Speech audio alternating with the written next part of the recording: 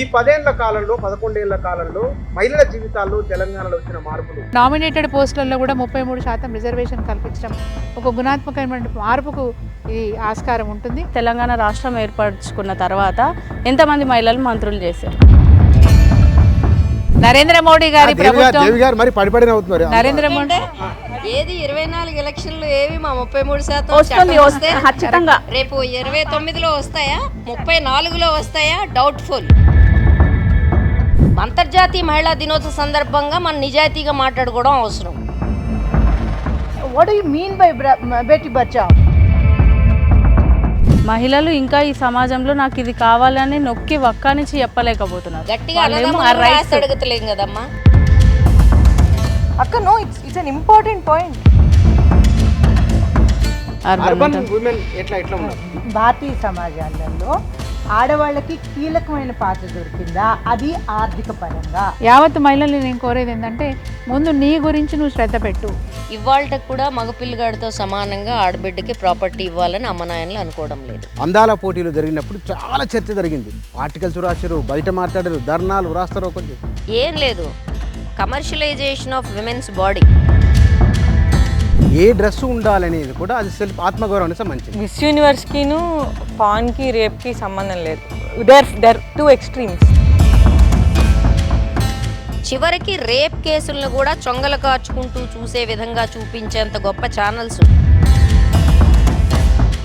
ఏమంటే ఆడవాళ్ళకి అప్పులు ఉత్తినే ఇవ్వట్లేదు. అనిల్ అంబానీ ఎగ్గొడతాడు, ఆడవాళ్ళు పే చేస్తారు. భారతదేశం ఎప్పుడు ఆర్థిక సంక్షోభంలో లేదు అంటే అది మహిళలే కారణం. లైఫ్ స్కిల్ అన్న ఒక దిక్కుమాలిన వర్డ్ వాడతాం మేము యూనివర్సిటీస్లలో. సింపుల్, ఈ దేశంలో ఆడవాళ్ళ శరీరం పట్ల ఒత్తి సొల్లువాగుడు తప్ప గౌరవం ఎవరికీ లేదు. అందుకని ఆడవాళ్ళు కూడా వి గేవ్ అప్. నమస్తే, అంతర్జాతీయ మహిళా దినోత్సవ శుభాకాంక్షలు. ప్రతి సంవత్సరం ఈ సందర్భంలో మహిళలకు సంబంధించిన అంశాలకే పరిమితమే మాట్లాడుతూ ఉంటాం. మహిళ గురించి మాట్లాడడం అంటే మన జీవితం గురించి మాట్లాడడం, మన ఇంటి గురించి మాట్లాడడం, మన భవిష్యత్తు గురించి మాట్లాడడం. అది ఇవాళ ఉన్న అంశం. కానీ మొన్న, నిన్న, ఇవాళ, రేపు ఏమిటి అనే అంశాలపైన ఈ అంతర్జాతీయ మహిళా దినోత్సవ సందర్భంగా సమాజము, కుటుంబము, అందులో భాగమైన మన అమ్మలు, మన అక్కలు, మన చెల్లెళ్ళు, మన వాళ్ళ గురించి 4 విషయాలు మాట్లాడుకుందాం. ఈ డిస్కషన్లో పాల్గొంటున్న వారు బీఆర్ఎస్ మాజీ ఎమ్మెల్యే సునీత గారు, పారిజాత వీరు బడంగ్పేట్ మాజీ మేయర్ గారు, విజయ తులసి గారు బీజేపీ నాయకులు వారు, ప్రొఫెసర్ మనోజ గారు, Swathi scholar, political analyst Swathi గారు, యాక్టివిస్టు, సామాజిక కార్యకర్త దేవి గారు ఉన్నారు. వారితో మాట్లాడదాం. ముందుగా మేడం సునీత గారు, రాజకీయ రంగంలో మనం తెలంగాణ ఉద్యమం అన్నప్పుడు అన్ని రకాల అంశాలు తీసుకొని ఉద్యమం బయటకు వచ్చింది. ఇవాళ సరిగ్గా మనం 10-11 సంవత్సరాల తర్వాత 10 ఏళ్ళు అనుకుంటే ఈ 10 ఏళ్ల కాలంలో 11 ఏళ్ల కాలంలో మహిళల జీవితాల్లో తెలంగాణలో వచ్చిన మార్పులు ఏమిటి? 1-2 అంశాలు చెప్పండి. ముఖ్యంగా రాజకీయ పరంగా ఎదగాలనుకున్న వాళ్ళకి మాత్రం కేసీఆర్ గారి ప్రభుత్వం న్యాయం చేసిందనే చెప్తాను. ఎందుకంటే శాసనసభలో, చట్టసభలలో 33% రిజర్వేషన్ కోసం అనేక సంవత్సరాల నుంచి పోరాటాలు జరుగుతున్నప్పటికీ అది నిన్న మొన్న సాధ్యమైంది. రేపు భవిష్యత్తులో అది రేపు రాబోయే ఎన్నికల్లో అది సాధ్యమవుతుంది. బట్ స్థానిక సంస్థలలో ఎదగడానికి ఒక అవకాశం కేసీఆర్ గారి ప్రభుత్వం కల్పించిందని నేను అనుకుంటా ఉన్నాను. ఎందుకు అంటే భర్త ఏది ఎంపీ గానో, పార్లమెంట్ మెంబర్ గానో, ఎమ్మెల్యే గానో, లేకపోతే ఒక పొలిటికల్ లీడర్గా ఉన్నప్పుడు ఎక్కడైనా రిజర్వేషన్ లాంటి అవకాశాలు వచ్చినప్పుడు వాళ్ళ భార్యల్ని తీసుకొచ్చి పెట్టడము, వాళ్ళ తల్లులను, వాళ్ళ బిడ్డలను తీసుకొచ్చి పెట్టడం అనేది ఆనవాయితీగా వచ్చిన పరిస్థితి. కానీ కేసీఆర్ గారు ప్రభుత్వం వచ్చినాక ఒక మంచి నిర్ణయం తీసుకున్నారు.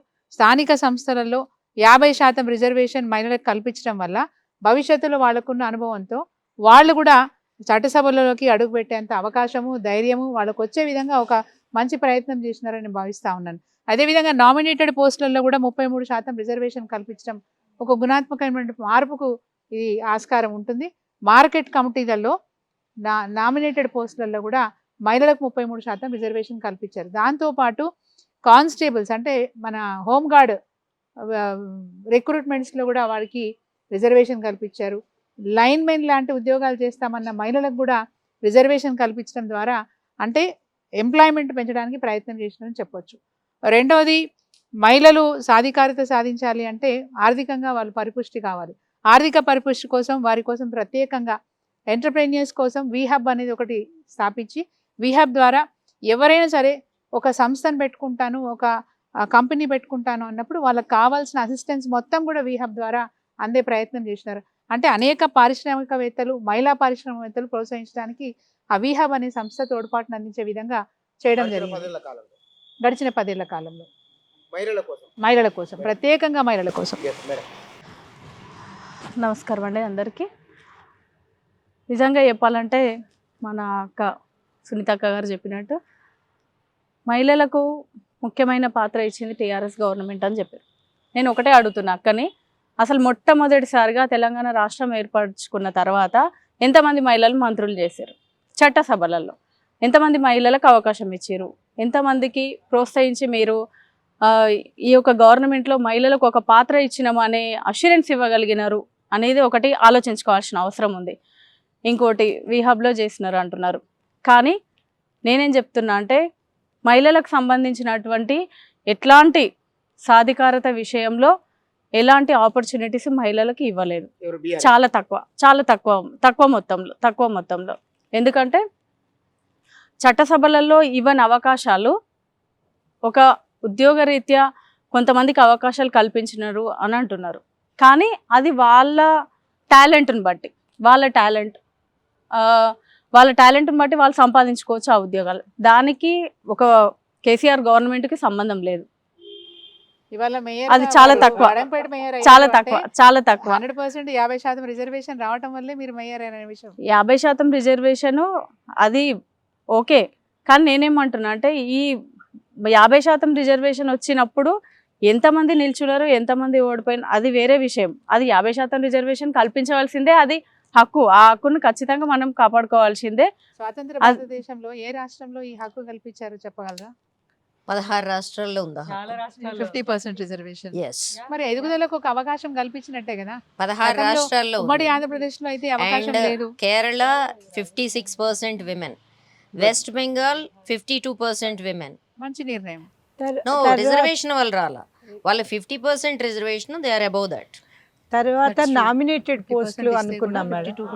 నామినేటెడ్ పోస్టులు అనుకున్నప్పుడు మార్కెట్ యార్డ్లు వాటి సంగతి కొంత శాతంలో ఏమున్నాయో, కానీ నేను ఎడ్యుకేషన్ విషయాలలో యూనివర్సిటీ ముఖ్యంగా ఎడ్యుకేషన్ విషయంలో చూసుకుంటే ఇప్పుడు నేను రిటైర్డ్ ప్రొఫెసర్గా చెప్పాల్సింది, నామినేషన్లు ఎక్కడా ఆడవాళ్ళకి లేకుండినవండి.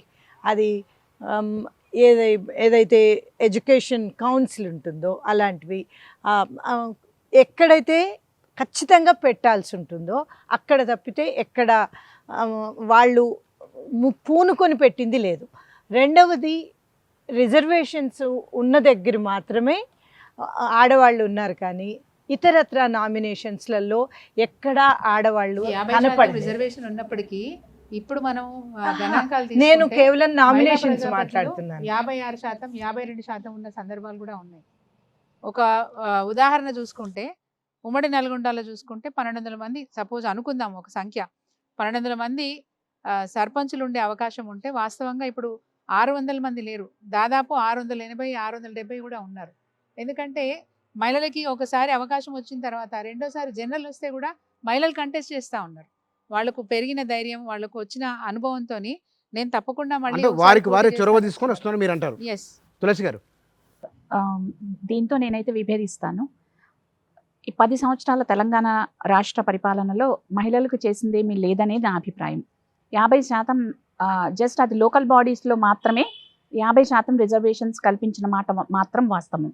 కానీ 33% విమెన్ రిజర్వేషన్ అమలు చేసింది మాత్రం గత దశాబ్దాలుగా 92లో 74 గత దశాబ్దాలుగా 33% విమెన్కి రిజర్వేషన్ ఇవ్వాలి అనుకుని ఇవ్వలేకపోయిన కాంగ్రెస్ గవర్నమెంట్ ఉండొచ్చు, తర్వాత జరిగిన కొన్ని పరిణామాల వల్ల ఉండొచ్చు, కానీ బట్ 33% విమెన్ రిజర్వేషన్ అమలు చేసింది మాత్రం బీజేపీ ప్రభుత్వం ఆఫ్టర్ ఆ, అమలు ఆ, చేయలేదు. వస్తుంది. చేయలేదు. ఇంకా It's- ఇంకా రాలేదు. After 11 years. ఖచ్చితంగా It is a long saga. Yeah. It is a Yeah. long No, saga. no, It is no. not. That's what. After 11 years. ఎందుకంటే నరేంద్ర మోడీ గారి దేవి ప్రభుత్వం గారు మరి పడిపడిన అవుతున్నారు అంత ఎందుకంటే వారు ఏది 24 ఎలక్షన్లు ఏవి మా 33% వస్తుంది చట్టం వస్తే ఖచ్చితంగా రేపు మా 29లో వస్తాయా సార్. 34లో వస్తాయా డౌట్ఫుల్ 28 వస్తుంది 29 కూడా వస్తుంది ఆల్రెడీ 34లో రావు 23, 24 ఎలక్షన్స్ లో కూడా 34లో వచ్చిన 5 ఏళ్ళు ఉంటుంది ఎందుకంటే 15 ఇయర్స్ దాని time No, limit no. It's end of the story No, no, no. అందుకని ఆల్రెడీ ఈ- మా ఈ పార్టీ చట్టం మాత్రం చదవకుండా 33% చెప్పకండి. విమెన్ రిజర్వేషన్ అసలు అమలు సింగిల్ చేసింది క్వశ్చన్ ఖచ్చితంగా. ఏంటంటే 33% చట్టసభల్లో రిజర్వేషన్ మీద సింగిల్ క్వశ్చన్ ఏంటంటే మగవాళ్ళకి జనాభా పాపులేషన్ కౌంటింగ్ అవసరం లేనప్పుడు 33% రిజర్వేషన్ బిల్లులో చట్టంలో ఆడవాళ్ళకి పాపులేషన్ కౌంట్ లేకుండా మేము ఇవ్వము అనడంలో ఏం ఎంపవర్మెంట్ ఉందో నాకు చెప్పండి. స్ట్రైట్ ఏం దానివల్లే కదా కంటెస్ట్ చేయలేకపోయింది 24లో. అదే మిగతా పార్టీస్ నేను పక్కన పెట్టేస్తే కానీ బీజేపీలో మాత్రం 33% ఖచ్చితంగా విమెన్ రిజర్వేషన్ అమలు చేసిన మాట మాత్రం వాస్తవం. అంతర్గత. యూపీ ఫస్ట్ ఫేజ్ ఎలక్షన్స్ 24 సీట్లు 7 విమెన్ క్యాండిడేట్స్ మన లోక్సభ ఎన్నికలు 7 women candidates including Samajwadi party Congress అందరూ కలిపి 7. ఈ దేశంలో లోక్సభ ఎన్నికల్లో 33% ఇచ్చిన వాళ్ళు బిజూ జనతాదళ్ ఒడిస్సా, రెండోది 41% ఇచ్చిన వాళ్ళు టీఎంసీ బెంగాల్. అది తప్ప ఏ పార్టీ ఎక్కడ women candidates overall women candidates 9% including Kerala. అది party as a I'm not talking about parties, I'm talking about women. And party as a decision అందుకని తీసుకున్న రిఫార్మ్ ఈ అది. చర్చ ఏ పార్టీ ఎంత వచ్చింది తూతూ మేమే Exactly. మానేసి అంతర్జాతీయ మహిళా దినోత్సవ సందర్భంగా మనం నిజాయితీగా మాట్లాడుకోవడం అవసరం. మదింపు నిజాయితీగా జరపాలి. డెఫినెట్ గా ఇంకొక చిన్న పాయింట్ నేను యాడ్ చేస్తాను ఏంటంటే రిజర్వేషన్స్ అనేవి ఉమెన్ రావడానికి చాలా ఇంపార్టెంట్. అది వరల్డ్ ఓవర్ ప్రూవ్ అయింది ఒక కోటా అనేది రావడానికి. బట్ ఎంతమంది మహిళలు నిజంగా పంచాయతీరాజ్ నుండి మున్సిపల్ బాడీస్ నుండి రిజర్వ్ అయిన ఉమెన్ పైప్ లైన్ లో పైకి వస్తున్నారు ఎమ్మెల్యేస్ గా? That number is very marginal. And ప్రతి పంచాయతీని మాట్లాడడానికి మనకి చాలా ఇబ్బందికరంగా ఉంటుంది కానీ still I have seen MLA contest అయ్యి జనరల్ సీట్లో గెలిచిన మహిళకు కూడా పక్కన హస్బెండ్ కూర్చుని పక్కన రూమ్ లో ఫినాన్షియల్ అఫైర్స్ కానివ్వండి క్యాడర్ తో అఫైర్స్ కానివ్వండి డిపెండ్స్. నో ఐ మీన్ ఒక substantial proportion of women leaders మనం టోకెనిజం గా వాళ్ళని తీసుకొస్తున్నాం. కోటా అండ్ రిఫార్మ్ ఇచ్చి ముందు నిలబెడుతున్నాము. నిజంగా పార్టీకి ఎంత చిత్తశుద్ధి ఉంటుంది ఈ మహిళల్ని నేను ట్రూలీ ఎంపవర్ చేస్తాను అని. Seriously education, women and child development, social welfare కాకుండా సబ్స్టాన్షియల్ పోర్ట్ఫోలియోస్ ఉమెన్ కి ఏ గవర్నమెంట్ ఇస్తుంది? అవి కూడా పోర్ట్ఫోలియోనేనండి. మనకు తెలిసి మళ్ళీ ఈ విమెన్ స్త్రీ సంక్షేమం అన్నది మళ్ళీ ఇంకొకరితోనే చూడబడుతుంది. ఆ స్త్రీ సంక్షేమం అన్నది అక్కడే ఉంటుంది. శిశు సంక్షేమం అంటే చాలా మాట్లాడవచ్చు. చదువు నుంచే మొదలు పెట్టుకుంటే కనుక education is a primary right. ఎంతమందికి దొరుకుతుంది? ఎడ్యుకేషన్ ప్రైమరీ రైట్ అయినప్పుడు బేటీ పడావో బేటీ బచావో ఎందుకు అనుకుంటున్నాం? ఇంకా ఎన్నేళ్ళు? 75 ఏళ్ళ స్వాతంత్రం యా అయిపోయింది. ఇన్నేళ్ల తర్వాత కూడా ఇంకా అదే దశలో ఎందుకున్నాం? What do you mean by Beti Bachao? లేకపోతే ఇదివరకు ఇంకొక క్యాప్షన్ వచ్చేది, అగర్ లడ్కి పాఠశాల తక్ నహీ ఆతీ హై తో పాఠశాల జాయేగి లడ్కి తక్. కితనీ పాఠశాలయే గయే హై? జెండర్ గ్యాప్ యా జెండర్ గ్యాప్ నా gender gap in education report వచ్చింది మహిళలకి వరల్డ్ ఎకనామిక్ ఫోరం నుంచి. అవును 2024 రిపోర్ట్ వచ్చింది. దాంట్లో ఈ జెండర్ గ్యాప్ లో ప్రధానమైన అంశాలు ఏంటంటే, ఒకటి మనకి రైట్ టు ఎడ్యుకేషన్ యాక్ట్ లో 2009లో చెప్పినట్టుగా ఒక 3 కిలోమీటర్ల లోపల హై స్కూల్ ఉండడం అది మ్యాండేటరీ బై లా. కానీ ఇవాళ మనం చేస్తున్న పని ఏంటి? ఆల్ గవర్నమెంట్స్ కటింగ్ అక్రాస్, ఎవరిని మినహాయింపు లేకుండా చెప్తున్నా, ఆల్ గవర్నమెంట్స్ చేస్తుంది ఏంటి? సర్కారు బళ్ళ మూత చేస్తున్నారు కదా. దాని ఫలితం ఏంటి? ఆడపిల్లలకి ఇవాళ కూడా మనకి ఇంట్లో సంసారంలో డబ్బులు కాస్త ఇబ్బంది ఉంటే ఆడపిల్లలు గవర్నమెంట్ బడికి పోతారు, మగ పిల్లలు ప్రైవేట్ బడికి పోతారు. అది మన సమాజంలో ఉండే భేదభావం. ఇది ఇప్పుడు నేను చెప్తున్నా ఫర్ ద పాస్ట్ 6 years 7 అది- years నుంచి అక్క బట్ మనం దాన్ని No, no, no. differentiate ఇవాళ ఉందా? చేయాలి ఇవాళ కదా. ఉందా? ఇవాళ అంటే ఉందా? దేవి గారు, దేవి గారు. education outcomes ఇవాళ వేరు. ఉందా? ఫినిష్ ఇవాళ ఉందా అట్లా? దాని అవైలబిలిటీ Mm. ఇవాళ సంగతే మాట్లాడుతున్నా. అక్క లేదు నేను పాస్ట్ 8 years నుంచి I have been roaming around and working on education. అక్కడ తెలంగాణ Drop రాష్ట్రానికి out- వస్తే Dropout వాళ్ళు ratio చెప్పాలి. తెలంగాణ substantially రాష్ట్రానికి వస్తే పడిపోయింది. గురుకుల పాఠశాలలు కేవలం ఒక బాలికల కోసమే 500 గురుకుల పాఠశాలలు వచ్చినాయి. ఫౌండేషన్ కోవిడ్ తర్వాత వాళ్ళు సర్వే చేశారు కరీంనగర్ జిల్లాలో. అది కోవిడ్. కోవిడ్ తర్వాత సర్వే చేశారు. దాంట్లో ఆడపిల్లలకి సంబంధించి 2-3 చాలా పెద్ద ఇష్యూస్ వాళ్ళు బయటికి తెచ్చారు. వాళ్ళు దాన్ని గవర్నమెంట్కి కూడా రిప్రజెంటేషన్ ఇచ్చారు. వాళ్ళ చైల్డ్ మ్యారేజెస్ ఒకటే కాదమ్మా, ఎడ్యుకేషన్ లో వాళ్ళకి వస్తున్న ప్రాబ్లం డిస్క్రిమినేషన్ అంటున్నారు వారు. మగపిల్లలు అయితేనేమో ప్రైవేట్ కట, నేను ఒక అమ్మాయిలు అయితే కండిషన్ గవర్నమెంట్. పెట్టాను సామాజిక- కూర్చొని కాదు. సామాజిక ఇవాళకి ఉందా ఇప్పుడు? ఇవాళకి కూడా సార్. మాట్లాడుతున్నా అది ఎంత సీరియస్ గా మీరు ఉందని చాలా ఆలోచించాలి. serious గా ఉంది. చాలా అమ్మా, చాలా. వినండి. ఎడ్యుకేషన్ అవుట్కమ్స్ పెరిగాయి, ఊళ్ళలో dropout ఉన్నది. ratios తగ్గాయి. ఆ. Let me finish. దీంట్లో నేను కండిషన్ చెప్పాను, అది ఎవరు వింటలేదు. చెప్పండి. నేను చెప్పిన కండిషన్ ఏంటంటే కుటుంబ ఆర్థిక పరిస్థితి ఇబ్బందుల్లో ఉంటే, ఒక్క పిల్ల మీదే ఒక బిడ్డ మీదే మనం ఇన్వెస్ట్మెంట్ చేయగలిగిన పరిస్థితి ఉంటే కంపల్సరీ ఆడపిల్ల సర్కారు బడికి పోతుంది. అది చదువు- Obvious. మనం that is పల్లెటూళ్ళకి వెళ్ళట్లేదు, మనం చూడలేదు. అది నేను day in and day out education మీద పనిచేస్తున్నా. Education agenda, girl child education agenda మీద పనిచేస్తున్నా పాస్ట్ 8 years నుంచి. ఏ ఊర్లో అయినా ఇదే కహాని కనపడవచ్చు, కనపడకపోవచ్చు. దీని మీద అమర్త్యసేను చెప్పినప్పుడు నేను మీలాగే ఆశ్చర్యపోయా. ఎప్పుడది 2012లో అనుకుంటా వచ్చింది రిపోర్ట్. Country of boys. దాంట్లో ఆయన ఏమంటాడంటే, ఇదిగో ఈ మధ్య తరగతి వాళ్ళందరూ కలిపి ఎక్కడుంది డిస్క్రిమినేషన్ అంటున్నారు ఎడ్యుకేషన్లో. అందుకని నేను ఆక్స్ఫర్డ్ ప్రొఫెసర్స్ ఇంట్లో మాట్లాడాను. ఈ రోట్ ఏ బ్యూటిఫుల్ ఆర్టికల్ అన్నట్టు. ఏమంటాడు మాట్లాడితే, ఈయన ఇక్కడెక్కడ మాట్లాడలా, అసలు ఆక్స్ఫర్డ్ ప్రొఫెసర్స్ ఇళ్లల్లో ఈ డిస్క్రిమినేషన్ ఉందా అని అడిగితే పైకి ఏం కనపడలా. ఆడపిల్లలు కూడా ఏమీ లేదు, we are free to do whatever boys do అని చెప్పారు. కానీ ఆయన తర్వాత డీపర్గా ఆలోచించి డీపర్గా వాళ్ళని క్వశ్చన్ చేస్తే ఆయనకి తేలింది ఏంటంటే, women are discouraged to take up certain professions. ఏంటవి? మెకానికల్ సైడ్, రాకెట్ సైన్స్, ఇలాంటి science and maths, particularly time consuming lab research oriented వెళ్ళినప్పుడు పరిస్థితి ఏంటి? 2017లో 36 సైన్స్ డిగ్రీలు ఉస్మానియా నుంచి ఆడపిల్లలకు వచ్చినాయి. అందులో ఇవాళ 6 కూడా కంటిన్యూస్ జాబ్లో లేరు, సైన్స్ డిగ్రీల నుంచి, పిహెచ్డీల నుంచి.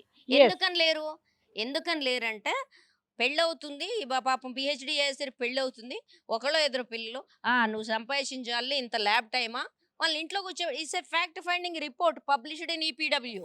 ఇది ఇప్పుడు మేడం ఇక్కడ తులసి గారు, గడిచిన 10 ఏళ్ల కాలంలో ఇప్పుడు 3వ టర్మ్ నరేంద్ర మోదీ యా మహిళల గురించి, అమ్మాయిల గురించి చాలా చాలా ప్రచారాలు జరుగుతున్నాయి కదా.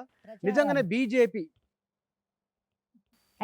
మీరన్న పదమే ప్రచారం అంటే అర్థం కావడం, ప్రచారం అనేది అర్థమైద్దా? ప్రచారంలో ఉండాలి ఏదైనా సరే. అది పని ఎంత జరిగిందో తెలుసుకుందాం. ఆచరణలో ఉందా లేదా? ఆచరణలో ఎంత ఉందని ముందు ఏదైనా ప్రచారం జరగాల్సిందే కదా. ప్రచారం ఒక్కటే కాదు మేడం అన్నారు. కానీ బీజేపీ పార్టీ, నరేంద్ర మోదీ గారి ప్రభుత్వం మీరు చూసుకుంటే రక్షణ మంత్రి ఎవరూ లేరు. అది నిర్మలా సీతారామన్ గారు ఫస్ట్ రక్షణ మంత్రి చేసిన ఘనత బీజేపీ పార్టీది. అదే కాకుండా ఇప్పుడు ఫుల్ టర్మ్ కంటిన్యూస్ 8 years నుంచి ఆర్థిక మంత్రి నిర్మలా సీతారామన్ గారు. కీలక బాధ్యతలు మహిళలకు ఇచ్చిన ఏకైక ప్రభుత్వం ఏదైనా ఉంటే మోదీ గారి ప్రభుత్వమే. బేటీ బచావో బేటీ పడావో మోదీ గారి స్లోగన్. వారు విమెన్ ఎంపవర్మెంట్ కోసం ఎంత పనిచేస్తున్నారు అనేది మీరు ఒకసారి గణాంకాలు గమనిస్తే మీకే తెలుస్తుంది. దాన్ని Yes, sad point. చెప్పాల్సిన బీజేపీ గ్రేట్నెస్ ఏంటంటే Yeah, no, ప్రతి greatness పాయింట్ కి కాదు. బీజేపీకి ఒక పాయింట్ ఉంటుంది. అంటే 145 మహిళలను ఎక్కడ దేశాల్లో ఎంపవర్ 125 చేశారు అంటే మాకు మినిస్టర్ 126 ఉన్నారు అంటారు. స్థానంలో ఉన్నాం. గ్రాస్ రూట్స్ మహిళలను ఎక్కడ ఎంపవర్ చేసామంటే బేటీ బచావో తెచ్చాం అంటారు.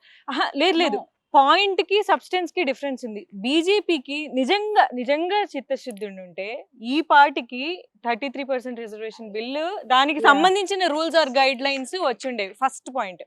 అండ్ రెండో పాయింట్ రెండో పాయింట్ ఏంటి అంటే ఏ కుండలో అయినా అదే ఆ, నీరు. కేవలం మేము మహిళల్ని ఎంపవర్ చేస్తున్నాము అనే ఒక పేట్రియార్కల్ అండ్ మ్యాచో మైండ్ సెట్ ఉన్నంత వరకు which is prevalent in the current union government, ఆ ఎంపవర్మెంట్ అనేది కూడా టోకెనిజమే అయిపోయింది. సో నిజంగా ట్రూ ఎంపవర్మెంట్ అంటే ఏంటి? For someone like us to just come at and speak. నిజంగా బీజేపీలో యాజ్ ఎ ఉమెన్ లీడర్ మీకు ఆ ఫ్రీడమ్ ఎంత ఉంది, ఆ ఏజెన్సీ ఎంత ఉంది, ఎంతమంది ఉమెన్ గ్రాస్ రూట్స్ నుండి మొదలై నిజంగా పైకి రేజ్. టోకెన్స్ గురించి మాట్లాడకండి. టోకెన్స్ లో బీజేపీ చాలా చాలా స్పెషలైజ్ ఆడవాళ్ళ చేసింది. గురించి అడుగుతున్నారు, మగాళ్ళకి ఎవరికి ఉంది అక్కడ ఇక్కడ మాట్లాడతాం. అలా మీరు అడిగిన క్వశ్చన్ కి నేను రిప్లై ఇస్తాను. First women Draupadi Murmu, she a Oh. Women. Tokens నేను అదే అంటున్నాను కదండి. మీరు మీకు ప్రతిభా ప్రతిదానికి పాటిల్. పాయింట్ ఉంటుంది. ప్రతి ఒక్కదానికి said that పాయింట్ their కాదు. office each is and maintained every by person PMO. Key position are in women in our government. That I want to say. ఒక మహిళని డెవలప్ చేయడం అంటే అది ఎంప్లాయ్మెంట్ కాదు. is not called as an employment. Oh, Proper Mudra employment. Loans not only for women.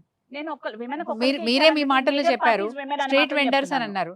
అంటే street vendors major part ఉన్న Actually, self-employment అనేది it shows the weakness of economy. It shows that women are desperate. It shows that they have driven down. No.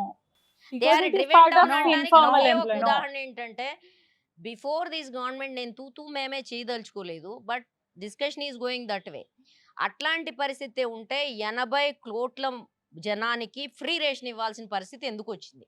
If poverty is not there, if you have employment. నా దగ్గర employment ఉంది, I will go and buy my food. 80,000 కోట్ల మందికి ఎందుకు free ration ఇవ్వాల్సిన దుస్థితి వచ్చిందో చెప్పండి నాకు. I want to know. Economical growth. Economic growth ఉంటే, ఎంప్లాయ్మెంట్ జనరేషన్ ఉంటే ఎవడు పోయి ఆ పురుగులు బియ్యం తెచ్చుకుంటాడు? I think we are veering away from women empowerment. That's what I'm saying. Let's just get back to that. నేను I want to I want మనం టు సే వన్ అంతర్జాతీయ థింగ్. మహిళా దినోత్సవం అంతర్జాతీయ- సందర్భంగా అంతర్జాతీయ మహిళ- అవకాశాలు ఇంటి నుంచి సమాజానికి. నీ ఒక మాట, అవకాశాలు ఒక ఇంటి నుంచి నేను సమాజం నుంచి, UPA సమాజం నుంచి ఇంటికి ఉంటాయి. ఇంటికి వస్తాయి. ఓకే, రెండు కాంగ్రెస్ యూపీఏ 1 యూపీఏ 2 ఉన్నప్పుడు కనబడడానికి ఒక సోనియా గాంధీ, ఒక స్పీకరు, ఒక ఇందిరాగాంధీ. లేదా ఒక మంత్రి, ఎవరో ఒక 10 ఏళ్ళు కనబడింది కదా. మీరు ఇందాక ఒక మాట అన్నారు, మగవాళ్ళకే మాట్లాడే అవకాశం లేదు కదా అన్నారు. 10 ఏళ్ళకి వెనక్కి వెళ్ళినప్పుడు ఒకానొక దృశ్యం ఉన్నది కదా, దాని ఎట్లా మీరు డిస్క్రైబ్ చేస్తారు? ఇందిరాగాంధీ ముందు ఎవరు అందరూ ఇక నిలబడి మరి ఉండేవాళ్ళు. ఇందిరాగాంధీ అది మనం దృశ్యం ఇక్కడనే ఉంది. ఉందాం. అది కూడా ఒక దృశ్యం అది కూడా ఒక దృష్టి. అయి అంతకుముందు మాట్లాడదా? అంటే ఒక మాట చెప్తాను. మనం ఒకటి దేవి గారు ఒక మాట్లాడదామండి. మంచి మాట చెప్పారు, ఎకనామికల్ గ్రోత్ గురించి చెప్పారు. చూసుకుంటే ఈ రోజు భారతదేశంలో ఉమెన్ ఎంపవర్మెంట్ అంటే ఉమెన్ ఎకనామికల్ గ్రోత్ మనం ఇప్పుడున్న గ్రాఫ్ చూసుకుంటే ఉత్తర భారతదేశం కంటే కూడా దక్షిణ భారతదేశంలో చాలా మంది ఉమెన్ ఎంపవర్మెంట్లో ఉన్నారని చెప్పవచ్చు. ఎందుకంటే ఈరోజు ఒక బ్యాంకుకి వెళ్ళి లోన్ తీసుకోవాలంటే మహిళకు సాధ్యమైనంత మగవాళ్ళకు సాధ్యం అవ్వట్లేదు. మగవాళ్ళు కనుక లోన్ కోసం అప్రోచ్ అయితే ఏమి మార్టగేజ్ చేస్తావు, ఏ ప్రాపర్టీ తీసుకొస్తావు, ఏం అష్యూరెన్స్ ఇస్తావు, ఏం షూరిటీ ఇస్తావు అనే పరిస్థితి ఉంది. అదే ఆడవాళ్ళు వాళ్ళకి ఒక అవకాశం కల్పించింది. అంటే భారతదేశంలో ఉన్న మహిళలతో పోల్చుకుంటే దక్షిణ భారతదేశంలో ఉన్న మహిళలు ఎక్కువగా వాళ్ళు ఫైనాన్షియల్గా ఆర్థికంగా నిలదొక్కు ఉన్నారని చెప్పొచ్చు. ఏ గణాంకాలు చూసినా కానీ రీజన్ ఏమిటి? వాళ్ళు బ్యాంక్కి వెళ్ళి ఫైనాన్షియల్ అసిస్టెన్స్ తీసుకోవడం, అట్లాగే పొదుపు సంఘాల ద్వారా వారు కొంత రాణించుకోవడానికి అవకాశం, అంటే వచ్చిన అవకాశాన్ని సద్వినియోగం చేసుకొని ఎకనామిక్ గా స్ట్రెంగ్తన్ అవుతా ఉన్నారు కంపారిటివ్లీ. కానీ అంటే మేడం, నార్త్ తెలంగాణలో నీతి ఆయోగ్ ప్రకారం తెలంగాణలో ల్యాండ్ ఓనర్షిప్ ఉమెన్ కి చాలా చాలా లో ఉంది. ఇన్ఫాక్ట్ 3%. అది ఏంటి? But ఇప్పుడు చట్టం ఈవెన్ అయితే చేశారు. బీఆర్ఎస్ టైంలో వచ్చిన నీతి ఆయోగ్ సర్వే ప్రకారం నేను ల్యాండ్ ఓనర్షిప్ చాలా చాలా లో. చెప్దాం అనుకుంటున్నాను. యుఎన్ విమెన్ ఈ ఇయర్ స్లోగన్ ఇచ్చింది ఇంటర్నేషనల్ విమెన్ డేస్ సందర్భంగా, అంతర్జాతీయ మహిళా దినం సందర్భంగా. వాళ్ళు ఇచ్చిన ప్రతి సంవత్సరం ఒకటి ఎన్జిఓస్ కాల్ ఉంటుంది, ఒకటి యుఎన్ విమెన్ కాల్ ఉంటుంది. ఈ సంవత్సరం ఇచ్చిన దాంట్లో వీళ్ళేమో యాక్సలరేట్ ద ఎంపవర్మెంట్ అని ఇచ్చారు. వీళ్ళేమో ఐక్యరాజ్య సమితి మహిళా విభాగం వాళ్ళు ఇచ్చిన కాల్ ఏంటంటే, all girls all women rights equality and empowerment, హక్కులు సమానత్వం సాధికారిత అని ఇచ్చారు. ఇందులో మనం మదింపు చేయడం అంటే ఏంటి అంటే, మనం ఏ అంశంలో ఎక్కడున్నాం, రైట్స్ విషయంలో ఎక్కడున్నాం. రైట్స్ విషయంలో అంటే హక్కులు ఇవ్వడంలో 2 రకాలు ఉంటాయి. ఒకటి చట్టపరమైన హక్కులు ఇవ్వడం, రెండో దాన్ని అమలు చేయడం. చట్టపరంగా కఠినమైన చట్టాలు కొన్ని అంశాల్లో ఉన్న దేశాల్లో భారతదేశం ఒకటి. కొన్ని విషయాల్లో చట్టపరంగా కూడా చాలా డిస్క్రిమినేషన్స్ ఉన్నాయి. ఈ ఇచ్చిన దాంట్లో మన దేశం మీద ఐక్యరాజ్య సమితి అసెస్మెంట్ ఏంటంటే, చట్టాలు ఉన్నాయి గాని అమలు అమలు. అత్యంత బలహీనంగా ఉన్న దేశాల్లో ఇదొకటి. దీనికి ఒకే ఒక ఉదాహరణ, ఒక విమెన్ జడ్జ్ మిస్‌క్యారేజ్ అవుతుంది. ఆమె గర్భస్రావం జరుగుతుంది. జరిగిన తర్వాత ఆమె విధుల నుంచి తీసేస్తాడు ఒకాయన. ఇంకో జడ్జి. ఏమిటి అంటే, ఈమె కేసులు డిస్పోజ్ చేయట్లేదు అని చెప్పి. అది ఇప్పుడు జస్టిస్ నాగరత్న దగ్గరికెళ్తే మొన్న 16థ్ ఆమె చాలా కఠినమైన తీర్పు ఇచ్చింది. దాంట్లో ఆమె ఏమందంటే, మీ అందరికీ మెన్‌స్ట్రువల్ మగాళ్ళందరికి వస్తే బావుండు మెన్‌స్ట్రువల్ సైకిలు. ఒక మిస్‌క్యారేజ్ తర్వాత ఒక జడ్జి మీద ఒక మహిళ, ఆమె జడ్జి. ఆమె మీద ఏమి నడుస్తుంది అనేది మీకు అంచనా కూడా రాదు. ఎంత ఒత్తిడి అని ఉంటుంది. ఆమె లీగల్ భాషలో తిట్టగలిగిన తిట్లన్నీ తిట్టింది. డిస్మిస్ చేసిన వ్యక్తిని. ఆ వ్యక్తి కూడా జడ్జే. ఇది ఏం చూపిస్తుందంటే, మన జ్యుడిషియరీ ఎక్కడైతే లా ఇంప్లిమెంట్ చేయాలో, ఆ జ్యుడిషియరీలో ఉండే పక్షపాత ధోరణి, మహిళా వ్యతిరేక ధోరణి, పక్షపాతం కూడా అన్నాం. మహిళా వ్యతిరేక ధోరణి చాలా క్లియర్‌గా కనబడుతుంది. ఇది మన చట్టాల అమల్లో మీరు కోర్ట్‌లో ఒకరోజు కూర్చుంటే మీకు కనబడుతుంది. ఇది నేను గాదు. పార్టీలు ఇది ఏమైనప్పటికీ జ్యుడిషియరీలో ఇట్లాంటివి దురదృష్టకరమే. జ్యుడిషియరీలో ఈ పరిస్థితి ఉన్నప్పుడు, ఈ భేదభావం ఎంత లోతుగా సమాజంలో ఉంది అనేది మనం అర్థం చేసుకోవాలి. అందుకనే జెండర్ గ్యాప్‌లు అంటే స్త్రీ పురుషుల మధ్య ఉండే అగాధం ఏదైతే ఉందో, దీంట్లో జెండర్ ఇండెక్స్ వస్తుంది ప్రతి సంవత్సరం. వరల్డ్ ఎకనామిక్ ఫోరం ఇచ్చిన 2024 దీంట్లో మన దేశం 129వ స్థానంలో ఉంది 141 దేశాల్లో. అంటే మనం ఆ దేశంలో ఆల్మోస్ట్ అట్లా ఇప్పుడు ఏమైంది, మనం ఒక ఆల్మోస్ట్ నేను ఒక మాట చెప్పగలను. భారతదేశంలో ఉన్న పాపులేషన్ ఎంత, ఈ దేశ విస్తీర్ణం ఎంత, మిగిలిన ఒక నిమిషం నేను చెప్పనియండి. దాని మీద డిస్కషన్ దాని మీద జరగదండి. మేడం ఒకటి విస్తీర్ణము, అంటే జనాభా 30 ఏళ్ల కింద percentage ఉన్నట్టే మీద మహిళలు ఇప్పటికి అట్లే ఉన్నారా? లేదండి, పర్సెంటేజ్ 30 ఏళ్ల మీద కింద ఉన్నట్టే జరగదు. మహిళలు అట్లే ఉన్నారా? కాదండి, ఇప్పుడు వరల్డ్ ఎట్లా లో జరుగుతుందంటే, వరల్డ్ మనం లో అది లెక్కలు కాదు. పేదరికం తీసుకున్నా లేదా కాదండి, విస్తీర్ణం పేదరికం తీసుకున్నా ఏది తీసుకున్నా లెక్కలు అది ఉంటాయి. ఇప్పుడు అది కాదండి, గవర్నమెంట్ లెక్కల నుంచే యుఎన్ తీసుకుంటుంది. ఒకటి గవర్నమెంట్ డేటా ఏది ఇస్తుందో ఆ, దాన్నే నేను తీసుకుంటుంది. డాటా ఒకటి తప్పనట్లేదు. రెండోది పోల్చే దేశాల విస్తీర్ణం ఎంత, పాపులేషన్ ఎంత, పర్సంటేజ్ డేటా, ఇది పాపులేషన్ డేటా కాదు. అంటే 100 పర్సెంటేజ్ ఎక్కడి మందిలో నుంచి వస్తుంది? ఇప్పుడు ఆ పాపులేషన్ దేశంలో ఒక్క నిమిషం టెక్నికల్ పాయింట్ అది. 100ని ఇది 500ని జనాభా కంపేర్ లెక్కలు చెప్పి చేయట్లేదు. తప్పించుకోలేదు. 500ని కూడా ఈ 100కి రెడ్యూస్ చేసి కంపేర్ చేస్తారు. So it's point of proportion, not absolute. So it's purely technical point. అలా చెయ్యరు ఫస్ట్ కంపారిజన్. అండ్ రెండోది ఏంటంటే, మనం globally 3rd largest economy, 5th largest economy అంటున్నప్పుడు, మరి అప్పుడు మనం జనాభా ఉంది, ఇష్యూ ఎందుకు GDP అవ్వట్లేదు, ఉంటుంది అని మాట్లాడట్లేదు కదా. మాట్లాడట్లేదు కదా. So that's technical. నెక్స్ట్ రెండు ఇంపార్టెంట్ పాయింట్ అక్క స్ట్రెస్ చేసింది, which I want to dig further on, is society నుండి ఉమెన్ ఎంపవర్మెంట్ ఆగిపోతుంది అంటున్నా. సో అసలు సొసైటీ అనేది ఏంటి మీరు కొంచెం అన్లాక్ చేస్తే బాగుంటుంది. అందులో ఒక క్రిటికల్ చట్టం which I have to ask Tulasi గారు, అండ్ మేబీ మనం అప్రిషియేట్ చేయాల్సింది ఏంటి అంటే ట్రిపుల్ తలాక్. మనం ఆ చట్టం చాలా ఇంపార్టెంట్ కదా, Hmm. మనం దాని గురించి మాట్లాడడానికి ఎందుకు రెడీగా లేం? అంటే religion, when we say society అంటే ఏంటి? Family, religion, environment, maybe socialisation. అందులో రిలీజియన్ కూడా చాలా క్రిటికల్ రోల్ ప్లే చేస్తుంది కదా. So I feel triple talaq is a good progress. Why don't you speak about it? అక్క no, it's an important point. And దాంట్లో triple talaq లేకపోతే చైల్డ్ మ్యారేజా అనేది ఇష్యూ కాదు. ఇష్యూ ఈజ్, నువ్వు చేసిన చట్టంలో దాని నుంచి స్త్రీలకు వచ్చే హాని ఎంత, దానికి వచ్చే లాభం ఎంత, అది తులనాత్మక తప్ప ఒక టోకెనిజం కింద ఒకటి తీసుకొచ్చినంత మాత్రాన ఆ చట్టాన్ని ఆమోదించడం కుదరదు. 2002లో డొమెస్టిక్ వైలెన్స్ యాక్ట్ తీసుకొస్తామని చెప్పినప్పుడు the draft bill is outrightly rejected by all women organisations. ఎందుకని? That's bill itself is very retrogressive. అందుకని చట్టం వచ్చినంత మాత్రాన అది ఆడవాళ్ళకి కరెక్ట్ అవుతుంది అనుకోవడం కరెక్ట్ కాదు. యాక్చువల్గా ద నెరేటివ్ షుడ్ చేంజ్. ఇంట్లో ఫ్యామిలీ అంటే ఫిమేల్, అది ఎవరు రిలీజియన్స్కి వస్తే మళ్ళీ మనం ఇప్పుడు అది పాయింట్ లాగా తీసుకోకపోతే family father is always guest లాగానే చెప్పబడుతుంటుంది.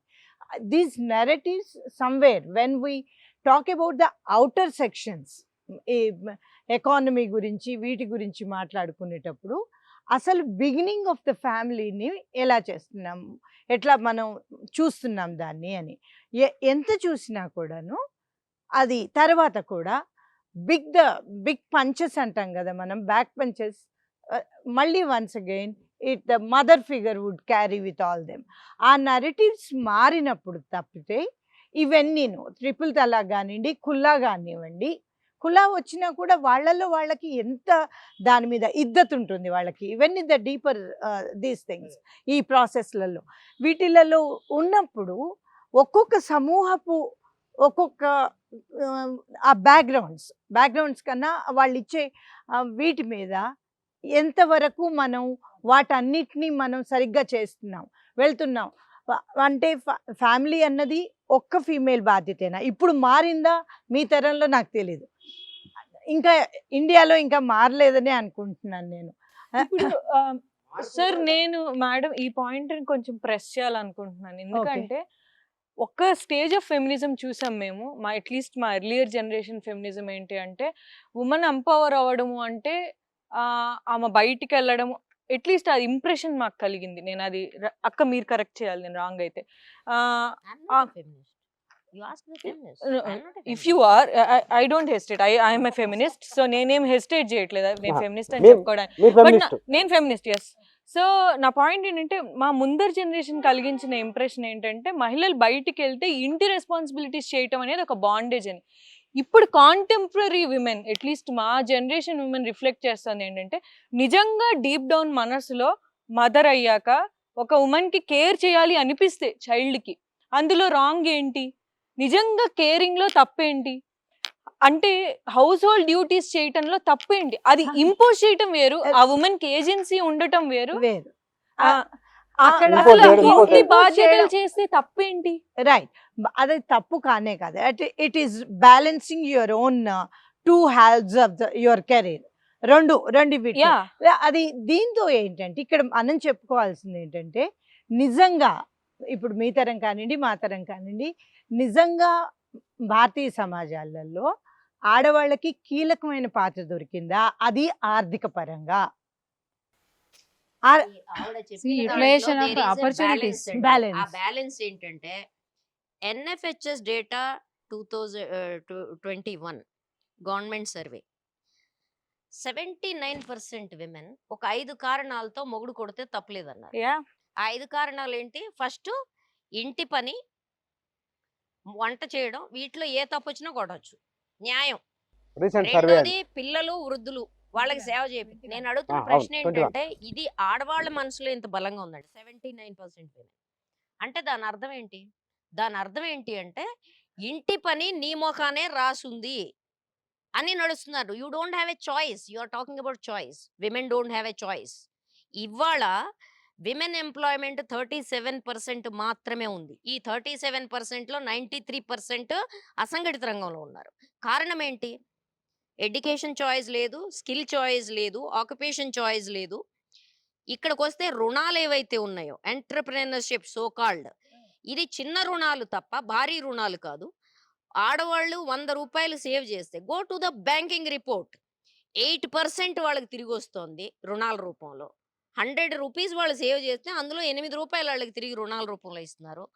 Small and marginal loaning is discouraged by the banking system. ఇది ప్రపంచవ్యాప్తంగా ఉన్నదేనా లేకపోతే మన ఇండియాకే పరిమితం? వస్తాను, ప్రపంచవ్యాప్తం సంగతి నాకెందుకు, నా భారతదేశం సంగతి నేను చూసుకుంటాను. ఉండండి ఒక్క నిమిషం వస్తాను. ఏమండి ఇంటర్నేషనల్ లెవెల్ బ్యాంకింగ్ లో ఎవడి చట్టం వాడుకుంటారు? ఇప్పుడు అమెరికా లాంటి పెద్ద దేశంలో ప్రైవేట్ బ్యాంకింగ్ సిస్టమ్ అండి. ప్రైవేట్ మహిళల ఒక డబ్బులు మాత్రమే కాదు, మనము ఇంటర్నెట్ సాహిత్యంలో కూడా అంతర్జాతీయ రైటర్స్ మహిళలు రాస్తున్న వాటిలో అక్కడ డొమెస్టిక్ వైలెన్స్ ఉన్నది, అక్కడ డిస్క్రిమినేషన్ ఉన్నది. అది కాదు అసలు ఒక 30 ఏమండి అసలు ఈ ఆర్గ్యుమెంట్ ఏంటో నాకు అర్థం కాదు. పక్కోడు చేస్తున్నాడు, ఆవిడ చేస్తున్నాడు కరెక్టే.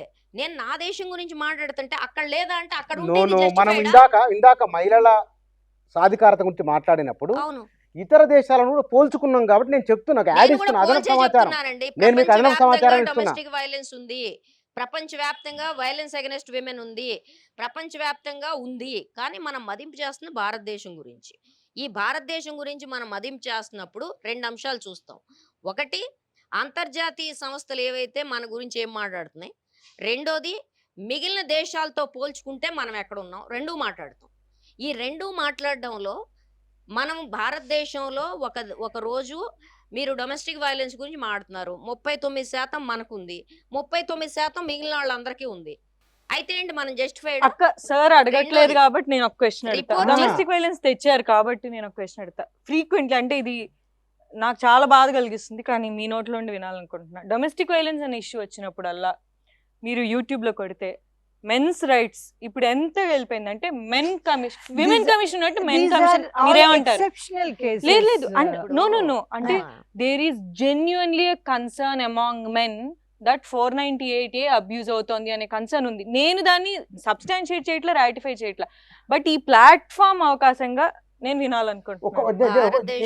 ఒక మాట మేడం, మీరిద్దరు రాజకీయంగా ప్రజల మధ్య ఉండేవారు కదా. మహిళా ప్రజాప్రతినిధి ఎమ్మెల్యేను ఉన్నప్పుడు మేయరు. ప్రజల నుంచి మీకు వస్తున్న రెస్పాన్స్ ఏమిటి? మీ మాటకు వారు స్పందిస్తున్న తీరు ఎట్లా ఉన్నది? మీకు అనుభవం ఉంది కదా, మీ అనుభవం ఇద్దరు విడివిడిగా. మీరు మహిళల గురించి అడుగుతున్నారా? మహిళ మీరు డొమెస్టిక్ వైలెన్స్ వాళ్ళ మీదే. ఇప్పుడు అంటే మహిళలకు కూడా చైతన్యం వచ్చిందండి, ఒకప్పటిలాగా లేదు. ఒకప్పుడు అక్షరాస్యతకు కూడా దూరమైన మహిళలు ఈరోజు ఒక హక్కుగా బడికి వెళ్తున్నారనేది వాస్తవం. బడికి వెళ్ళకపోతే కూడా ప్రభుత్వాలు చట్టాలు తీసుకొచ్చి అధికారులను ఇన్సిస్ట్ చేస్తూ ఉన్నారు. బడి బాటలను పిల్లల్ని నడిపించాలని చెప్పి ఇన్సిస్ట్ చేస్తూ ఉన్నారు. అట్లాంటి చట్టాలు తీసుకురావడం వల్ల ఈరోజు ఆడపిల్లలు కూడా చదువుకు నోచుకుంటున్నారని చెప్పాలి. అదేవిధంగా చాలా వరకు చైల్డ్ మ్యారేజ్ అనేది అరికట్టగలిగాం. పథకాల ద్వారా కావచ్చు, చట్టాల ప్రకారం కావచ్చు, ఏదైనా కావచ్చు. The percentage of child marriage has gone down చెప్పాలంటే. అట్లాగే ఒక్క రాజకీయ రంగమే మనం మాట్లాడుకుంటున్నాం కానీ, ఒక ఏది ఎకనామికల్గా ఎంత గ్రోత్ ఉందని మాట్లాడుకుంటున్నాం కానీ, బట్ మనం స్పష్టంగా తెలుసుకోవాల్సింది ఏంటంటే అన్ని రంగాల్లో మహిళలు ఉన్నారు, కానీ అవకాశాలని సద్వినియోగం చేసుకునే వాళ్ళు ఎదిగారు. అవకాశాలు ఉన్నా సద్వినియోగం చేసుకుండా నేను ఇంట్లో హ్యాపీగా ఉన్నాను, నా పిల్లల్ని చూసుకుంటూ నేను ఉండిపోతాను. ఇందాక స్వాతి చెప్పిన విషయం నేను చెప్తాను, పిల్లల్ని చూసుకుంటూ హ్యాపీగా ఉంటాను, నా ఇంట్లో నేను హ్యాపీగా ఉంటాను, నేను ఎందుకు బయటికి వెళ్ళాలనుకునే మహిళలు కూడా ఉన్నారు చెప్పాలంటే. అవకాశం కోసం ఎదురు చూసే మహిళలు కూడా ఉన్నారు. అన్ని రంగాలండి, కళారంగం కానీ ఈరోజు చూసుకుంటే సునీత విలియమ్స్ గారు ఎక్కడున్నారు? అట్లా గొప్పగా ప్రభావితం చేసే పర్సనాలిటీస్ ఉన్నాయి. ఉన్నప్పటికీ కూడా కొందరు ప్రభావితం అవుతున్నారు, బయటికి వెళ్ళి వాళ్ళు స్వతంత్రంగా ఏం చేయాలో చేసుకుంటున్నారు. బట్ కొందరు ఏంటంటే నాకు ఇంటి వరకు చాలు, నేను ఇక్కడే హ్యాపీగా ఉంటాను అనుకునే వాళ్ళు కూడా ఉన్నారు. బట్ గ్రామీణ ప్రాంతాల్లో చూసుకుంటే మార్పు అనేది చాలా వచ్చిందండి. మార్పు చాలా వచ్చింది, కానీ ఇంకా మార్పు రావాల్సింది ఏంటంటే ఇప్పటి వరకు కూడా ఈ రోజు వరకు కూడా మహిళలు ఏమనుకుంటారంటే నేను ఒక పూట మార్చుకొని నా పిల్లలకు పెట్టాలి, నాకు లేకపోయినా పర్లేదు నా పిల్లలకు పెట్టాలి, నాకంటే పిల్లలు బాగుండాలని కోరుకుంటున్నారు. బట్ నేను ఈరోజు అంతర్జాతీయ దినోత్సవ సందర్భంగా యావత్ మహిళల్ని నేను కోరేది ఏంటంటే ముందు నీ గురించి నువ్వు శ్రద్ధ పెట్టు, నీ ఆరోగ్యం మీద శ్రద్ధ పెట్టు. నీ ఆరోగ్యం బాగుంటే నీ కుటుంబం బాగుంటుంది, నీ కుటుంబం బాగుంటే రేపు నీ బిడ్డ ఏ స్థాయికైనా ఎదిగే అవకాశం ఉంటుంది. సో ఇక్కడి నుంచి స్టార్ట్ కావాలా. ఇంట్లో ఉన్న మహిళ నుంచి ముందు నా ఆరోగ్యం, ఆ తర్వాత నా కుటుంబం. అది ఆ మార్పు అనేది తప్పకుండా మహిళలకు అవగాహన రావాలని నేను కోరుకుంటున్నాను. అక్క మాటలతో ఏకీభవిస్తాను నిజంగా 100%. మీ అనుభవం కూడా చెప్పండి.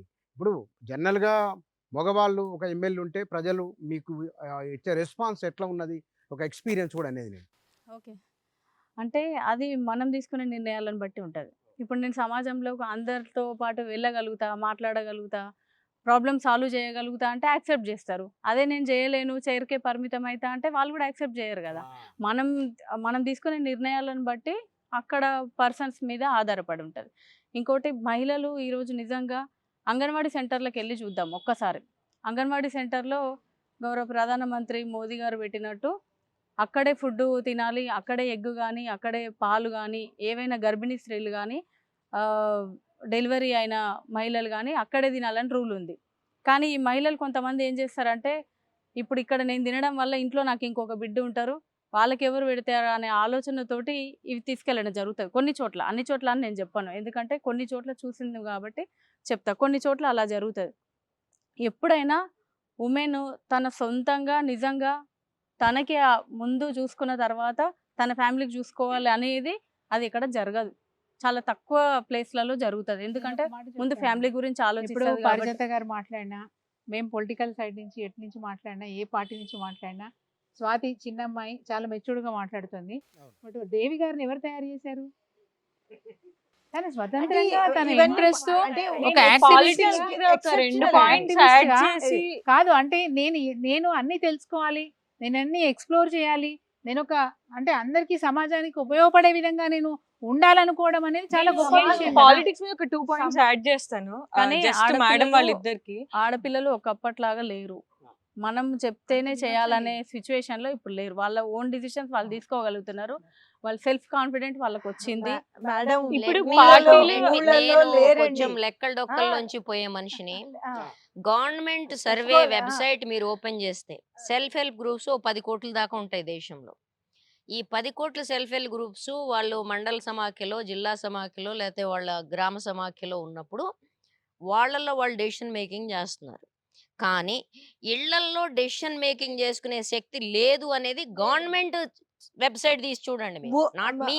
వెబ్సైట్లు వాళ్ళు వీటన్నిటితో దాని మీద పాటుగా ఎందుకు పెట్టారు? దీని మీద మీరు పని చేయండి అని చెప్పి పై నుంచి కింద వరకు హెచ్ఆర్ వరకు వాళ్ళు పంపించారు. అంటే దాని అర్థం ఏంటి? ఇంట్లో ఆడవాళ్ళు డెసిషన్ నిర్ణయం తీసుకునే శక్తి, నిర్ణయం తీసుకునే పరిస్థితి ప్రాక్టికల్ ఇవాళ అంటే అంటే మేడం దేవి కొన్ని గారు చెప్పింది నేను ఒకటి చెప్తాను. వారి పాయింట్ లో అబౌవ్ 40 ఉన్న ఏజ్ ఉన్న వాళ్ళు వారు చెప్పే పరిస్థితిలో ఉన్నారు. బట్ బిలో 40 ఉన్న వాళ్ళు వాళ్ళకి ఏం కావాలనుకుంటే అది చేస్తున్నారు. ఏదైనా సరే తనకు రైట్ అనే భావిస్తా ఉన్నారు. మార్పు లేదు, అనేది దానికి 100% దానికి కారణం లేదు చెప్తా, మేడం. దానికి కారణం చెప్తా, ఊళ్ళల్లో ఒకటి- లేదండి, ఈనాటికి లేదు. దానికి ఈనాడు- కారణం చెప్తా. దానికి కారణం ఏంటంటే ఇప్పుడు నా దగ్గర సంపాదించే శక్తి ఉంటే నా నిర్ణయం తీసుకునే శక్తి పెరుగుతుంది. నా దగ్గర సంపాదించే శక్తి ఎక్కడి నుంచి వస్తుంది? ఒకటి నాకు చదువు ఎక్కువ ఉండాలి, లేదు వృత్తి చేయగలిగిన స్కిల్ ఉండాలి, ఆ తర్వాత జాబ్ ఆపర్చునిటీస్ ఉండాలి, మొబిలిటీ ఉండాలి. వేటిల్లో విమెన్ కి ఇవాళకి కూడా ఆ ఇంటి పిల్ల పరా ఇంటి పిల్లే. మేడం ఒక ఏజ్ చెప్పారు, ఏజ్ గ్రూప్ నేను చిన్న ఏజ్ గ్రూప్ గురించి చెప్తున్నా. ఆవిడ ఇప్పుడు చెప్పారు, నిన్న ఇవాళ ఆంధ్రజ్యోతి చూడండి, తెలంగాణలో 1000 బాల్య వివాహాలు ఆపారు లాస్ట్ ఇయర్. అందుకని పోష- అవి లేవు. ఇప్పుడు పోషా డెసి- యాక్ట్ లేదు, మీద నాకు- అన్నీ అవుతాయి, పోషా నా- యాక్ట్. నాకు ఒక చిన్న మనం- క్వశ్చన్ మనం- అక్క, మీ ఇద్దరికి నేను డెసిషన్ మేకింగ్ అంటే ఏంటి? డెసిషన్ మేకింగ్ ఇంటికి సంబంధించిన మెయింటెనెన్స్ లో అంటే మన- అంటే మన అంటే ఒంటి అంటే మీద ఎగ్జా- మనం. ఆహా, అంటే ఎగ్జాంపుల్ లోన్ తెచ్చారు, ఎస్హెచ్జి నుంచి లోన్ తెచ్చారు. ఈ లోన్ ని మనం దేని మీద ఖర్చు పెడదాం? అది దీంట్లో ఎస్హెచ్జి కదా, నేనంటుంది ఇంట్లో డెసిషన్ మేకింగ్ అంటే. ఎస్హెచ్జి నుంచి లోన్ వస్తది. ఓకే, లోన్ వచ్చిన తర్వాత ఈ లోన్ ని ఎట్లా ఖర్చు పెట్టాలి? భార్యాభర్తలు ఇద్దరు చర్చించుకుని ఖర్చు పెడుతున్నారా, లేకపోతే నేను లోన్ ఓకే, అది ఎకనామిక్ డెసిషన్. ఇంకా ఇంకొన్ని ఎగ్జాంపుల్స్ ఇంకో- ఇంకొక పిల్లల example. ఎడ్యుకేషన్, పిల్లల పెళ్లి. పిల్లల ఎడ్యుకేషన్ లో మహిళలు చాలా పెద్ద పాత్ర అని, అందుకని ఆహా. గవర్నమెంట్స్ రిపీటెడ్ గా ఏం చేస్తున్నాయంటే మహిళల మదర్స్ అకౌంట్స్ లో డబ్బులు ఎందుకు వేస్తున్నారంటే, అమ్మ ఒడి కానివ్వండి, తల్లికి వందనం కానీ ఎందుకు వస్తున్నాయంటే పిల్లల మేడం, పిల్లల చేస్తున్నారంటే పిల్లల మగాళ్ళకి ఇస్తే సారా తాగుతారని ఎగ్జాక్ట్లీ నేను అంటుంది అది. పిల్లల పిల్లల ఎడ్యుకేషన్ కి విమెన్ పట్టుబట్టి వాళ్ళు ఇన్వెస్ట్ చేస్తారని కాబట్టి వాళ్ళ అకౌంట్స్ లో డబ్బులు వేయడం దేశాలు తిరుగుతుండొచ్చు, రాష్ట్రాలు తిరుగుతుండొచ్చు. మేమైతే గ్రామీణ ప్రాంతాల్లోనే తిరుగుతూ ఉంటాము, గ్రామాలలో తిరుగుతూ ఉంటాము, రోజు మహిళలతో మాట్లాడుతూ ఉంటాము, వాళ్ళ మహిళల బాధలు కూడా వింటూ ఉంటాము. ఇవన్నీ చూస్తున్నప్పుడు నిజంగా వాస్తవంగా చెప్పాలంటే, సరే దేవి గారు మళ్ళీ ఒక్కసారి రీచెక్ చేసుకున్నా సరే కానీ, ఈరోజు పోలీస్ స్టేషన్లలో కేసులు చూసుకుంటే వాస్తవంగా ఫీమేల్ కంప్లైంట్స్ చాలా తగ్గిపోయాయండి, మేల్ కంప్లైంట్స్ చాలా ఎక్కువైపోయినాయి. అది కొంచెం వివరించండి మేడం. దొంగలు ఇట్లా కావచ్చు, మగవాళ్ళకి దొంగతనాలు ఎట్లా- కావచ్చు, ఏ- ఏ- దొంగతనాలు కావచ్చు, ఏదైనా కావచ్చు, డొమెస్టిక్ వైలెన్స్ కూడా చాలా తగ్గిందని చెప్పాలి. ఎందుకంటే మేడం నేను గ్రౌండ్ చెప్తున్నాను, మీరు పబ్లిక్లో మీరు ఉంటారు కదా, వాళ్ళు మీరు ఏమున్నా కానీ గ్రాఫ్ చూసి చెప్తారు, గణాంకాలు చూసి చెప్తారు. నేను గ్రామీణ ప్రాంతంలో తిరుగుతున్నా కాబట్టి చెప్తా గ్రామీణ ఉన్నా. ప్రాంతాలను తిరుగుతున్నాం రోజు తిరుగుతాం మేడం. మేము అక్కడ రోజు తిరుగుతాం. మీరు వాళ్ళు ఇంకా ఓటర్ల మీరు మధ్య ఇంకా ఒక ఇద్దరితో మాట్లాడతారు, మీరు ఒకళ్ళిద్దరితో మాట్లాడతారు, మేము సమూహాలతో మాట్లాడతాం. లేదు మేడం, రెగ్యులర్ గా SHG ఉంటాం మేము. గ్రూప్ దగ్గర నుంచి కామన్ విమెన్ అందరితో మాట్లాడతాం. గ్రామీణ ప్రాంతం, మీరు అర్బన్ లో ఉంటారు కదా, అర్బన్ అర్బన్ విమెన్ ఎట్లా ఉన్నారు? మీ అనుభవం, వారి అనుభవం చెప్పారు వారు క్లియర్ గా. దేవి గారు చెప్పినట్టు ఇందాక కొన్ని డిసిషన్స్ తీసుకోకపోవచ్చు, కానీ కొన్ని డిసిషన్స్ మాత్రం లేడీసే తీసుకుంటున్నారు. అంటే ఇంట్లో పిల్లల విషయంలో కానీ ఎడ్యుకేషన్ విషయంలో కానీ అంటే ఇతరత్ర అవసరాల దృష్ట్యా ఇప్పుడు అర్బన్లో మెప్మా ఉంది, గ్రామీణ ప్రాంతాల్లో అయితే సెర్ఫ్, అర్బన్లో మెప్మా ఉంది.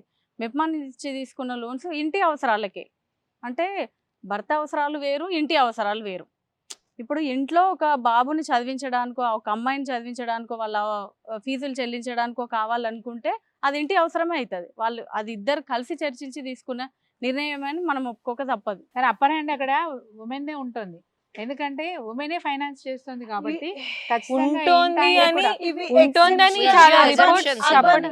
ఇదండి రూరల్ కూడా మేడం, రూరల్ కూడా రెండు మేడం urban. చెప్తున్నారు. అంటే ఆవిడ మేడం నేను XML. పార్టీ మేనిఫెస్టో సైడ్ నుండి కూడా చెప్తున్నాను. ఆ. అంటే రిపీటెడ్ గా చాలా రిపోర్ట్స్ అండ్ కన్సల్టెంట్స్ చూపించిన పాయింట్ ఏంటంటే విమెన్ కి డబ్బులు ఇస్తే వాళ్ళ ఇంట్లో పట్టుబట్టైనా పిల్లల ఎడ్యుకేషన్ మీద స్పెండ్ That's true. చేస్తున్నారు That's అని. true. చేస్తారు సో అనేది నేను ఒకటి. దాన్ని నేను డెసిషన్ మా- మేకింగ్ పవరే కదా అంటున్నాను. అంతే. డెసిషన్ అంతే. మేకింగ్ అంతే పవర్ కదా. అంటే యూ కెన్ ఫైనాన్స్ కరెక్టే కదా. ఇప్పుడు పిల్లల ఎడ్యుకేషన్ కానివ్వండి, పిల్లలు హెల్త్ కానివ్వండి. చెయ్యాలా వద్దా? ఆ decision ఎవరిది? తులసి గారు మాట్లాడతారు. Who is taking that decision? Madam దానికి దేవి గారు. నిదర్శనం ఏంటో చెప్తా. 47.8% అప్పర్ ప్రైమరీ లెవెల్లో మనకు ఆడపిల్లలు ఉంటున్నారు. ఎందుకంటే right to education act 14 years వరకు. కాలేజ్కి వచ్చేసరికి ఇవాళ తెలంగాణలో 27.2% 18 to 23 ఏజ్ గ్రూప్ లో ఆడపిల్లలు ఉన్నారు. అంటే దాని అర్థం ఏంటి? Yes. Simple. No they are getting into other sources. అట్లా ఎందుకు అనుకుంటాము? వృత్తిలో కాలేజ్ కి లేని, వెళ్తేనే వృత్తిలో కాలేజ్ కి లేని. వెళ్తేనే చదువు దాని మీద అనుకోవడానికి కూడా లేదు. ఉంది. 18 సంవత్సరాల నుంచి 23 సంవత్సరాల వయసులో చదువులో లేని, వృత్తిలో లేని, ట్రైనింగ్ లో లేని యూత్ గురించి మనం Youth మాట్లాడుకుందాం. మాట్లాడుకుందామండి. అది చాలా ఇండియన్ రూరల్ బేస్ లో ఇట్లాంటివి ఎన్ని ఉంటాయి. Urban వాళ్ళు లో. ఎక్కడికి పోయారో urban women employment is very less than the rural employment. Employment. ఇప్పుడు కోవిడ్ అప్పుడు మనకి 11.9% కి విమెన్ ఎంప్లాయ్మెంట్ పడిపోయింది. కోవిడ్ తర్వాత అది నెమ్మదిగా పెరుగుకుంటూ 22, 23 అట్లా పెరుగుకుంటూ వచ్చి ఇవాళకి యాజ్ ఆన్ టుడే గవర్నమెంట్ మన బడ్జెట్ లో చెప్పిన లెక్క 37%. 37% విమెన్ వర్క్ ఫోర్స్ పార్టిసిపేషన్ అని చెప్తే ఇందులో 93% అగైన్ జరిగింది ఎక్కడ? సెల్ఫ్ ఎంప్లాయ్మెంట్, అది కూడా రూరల్ వ్యవసాయ రంగంలో జరిగింది. అర్బన్ సెక్టార్ విమెన్ ఎక్కడ దేగుతున్నారంటే 19% లో దేగుతున్నారు ఎంప్లాయ్మెంట్ లో. ఇక్కడ రూరల్ సిచ్యుయేషన్ లో మళ్ళీ ఇంకొక చిన్న ఉదాహరణ చెప్తాను మీకు. వాళ్ళ అవగాహనలు కూడా ఎట్లా ఉంటాయంటే రూరల్ అని మనం ఏదో పక్కకు పెట్టుకోవడానికి లేదు. చెంచుపెంటలలో ఒక్కతే అమ్మాయి గ్రాడ్యుయేట్ అయింది. ఇప్పటి వరకు అమ్మాయిలలో ఒక్కరితే. నేను 15 ఏళ్ళు చేశాను పాలమూరు యూనివర్సిటీలో, నల్లమల పక్కన మాకు. వెళితే మొత్తం అప్పాపూర్ చుట్టుపక్కల ప్రాంతాలలో ఒక్కరితే అమ్మాయి గ్రాడ్యుయేట్ అయినప్పుడు వెళ్ళినప్పుడు ఏం తల్లి చూడమంటావా ఎక్కడైనా ఉద్యోగం అది అంటే, నేను హైదరాబాద్ అయితే రాను మేడం, ఇక్కడ మా అప్పాపూర్లో కానీ దగ్గర తాలూకాలలో కానీ అట్లా కూడా ఒక HDFC వాళ్ళతో చూసినప్పుడు ఆ అమ్మాయి కొన్ని రోజులు వచ్చి తర్వాత అమ్మాయి చెప్పిన విషయం ఏంటంటే, నేను అక్కడికి వచ్చి మీరు ఇచ్చే 7-8 వేల కన్నాను ఇక్కడుండి నా సోదరి మండలతో అంటే అంత పెద్ద వర్డ్ అండి, నా అక్క చెల్లెళ్ళని నేను చూసుకుంటే అది చాలా ఎక్కువమ్మా. వాళ్ళని ఏదో నేను చదువుకున్న హస్బెండ్ చదువుకున్న మామ ఉన్నారు కాబట్టి ఎక్సెప్షనల్గా నేను చదువుకున్నాను. ఇది రూరల్. ఇది ఆ బెంట్లో ఆ అమ్మాయి ఆ ఊరు నుంచి బయటికి రాకుండా తనలాంటి అమ్మాయిల్ని వేరే దుండగులో అల్లరి పెట్టేవాళ్ళు, తాగేవాళ్ళు, గుడుంబాలు, వీటన్నిటి నుంచి అమ్మాయిలని అబ్బాయిలని మేము చూసుకుంటాం యువతరము అని అక్కడ ఉండిపోయింది. ఏ పథకాల కిందికి వస్తారు వీళ్ళు? ఇక్కడ మనం మాట్లాడుకోవాల్సింది ఆ అమ్మాయి పేరు దాక్షాయిని. గ్రేట్. అక్కడ అది ఉంటుంది. రాలేదు, ఉద్యోగం వదిలేసింది ఆ అమ్మాయి. బ్యాంకులో ఉద్యోగం వదిలేసి తన వాళ్ళ కోసం ఉంది.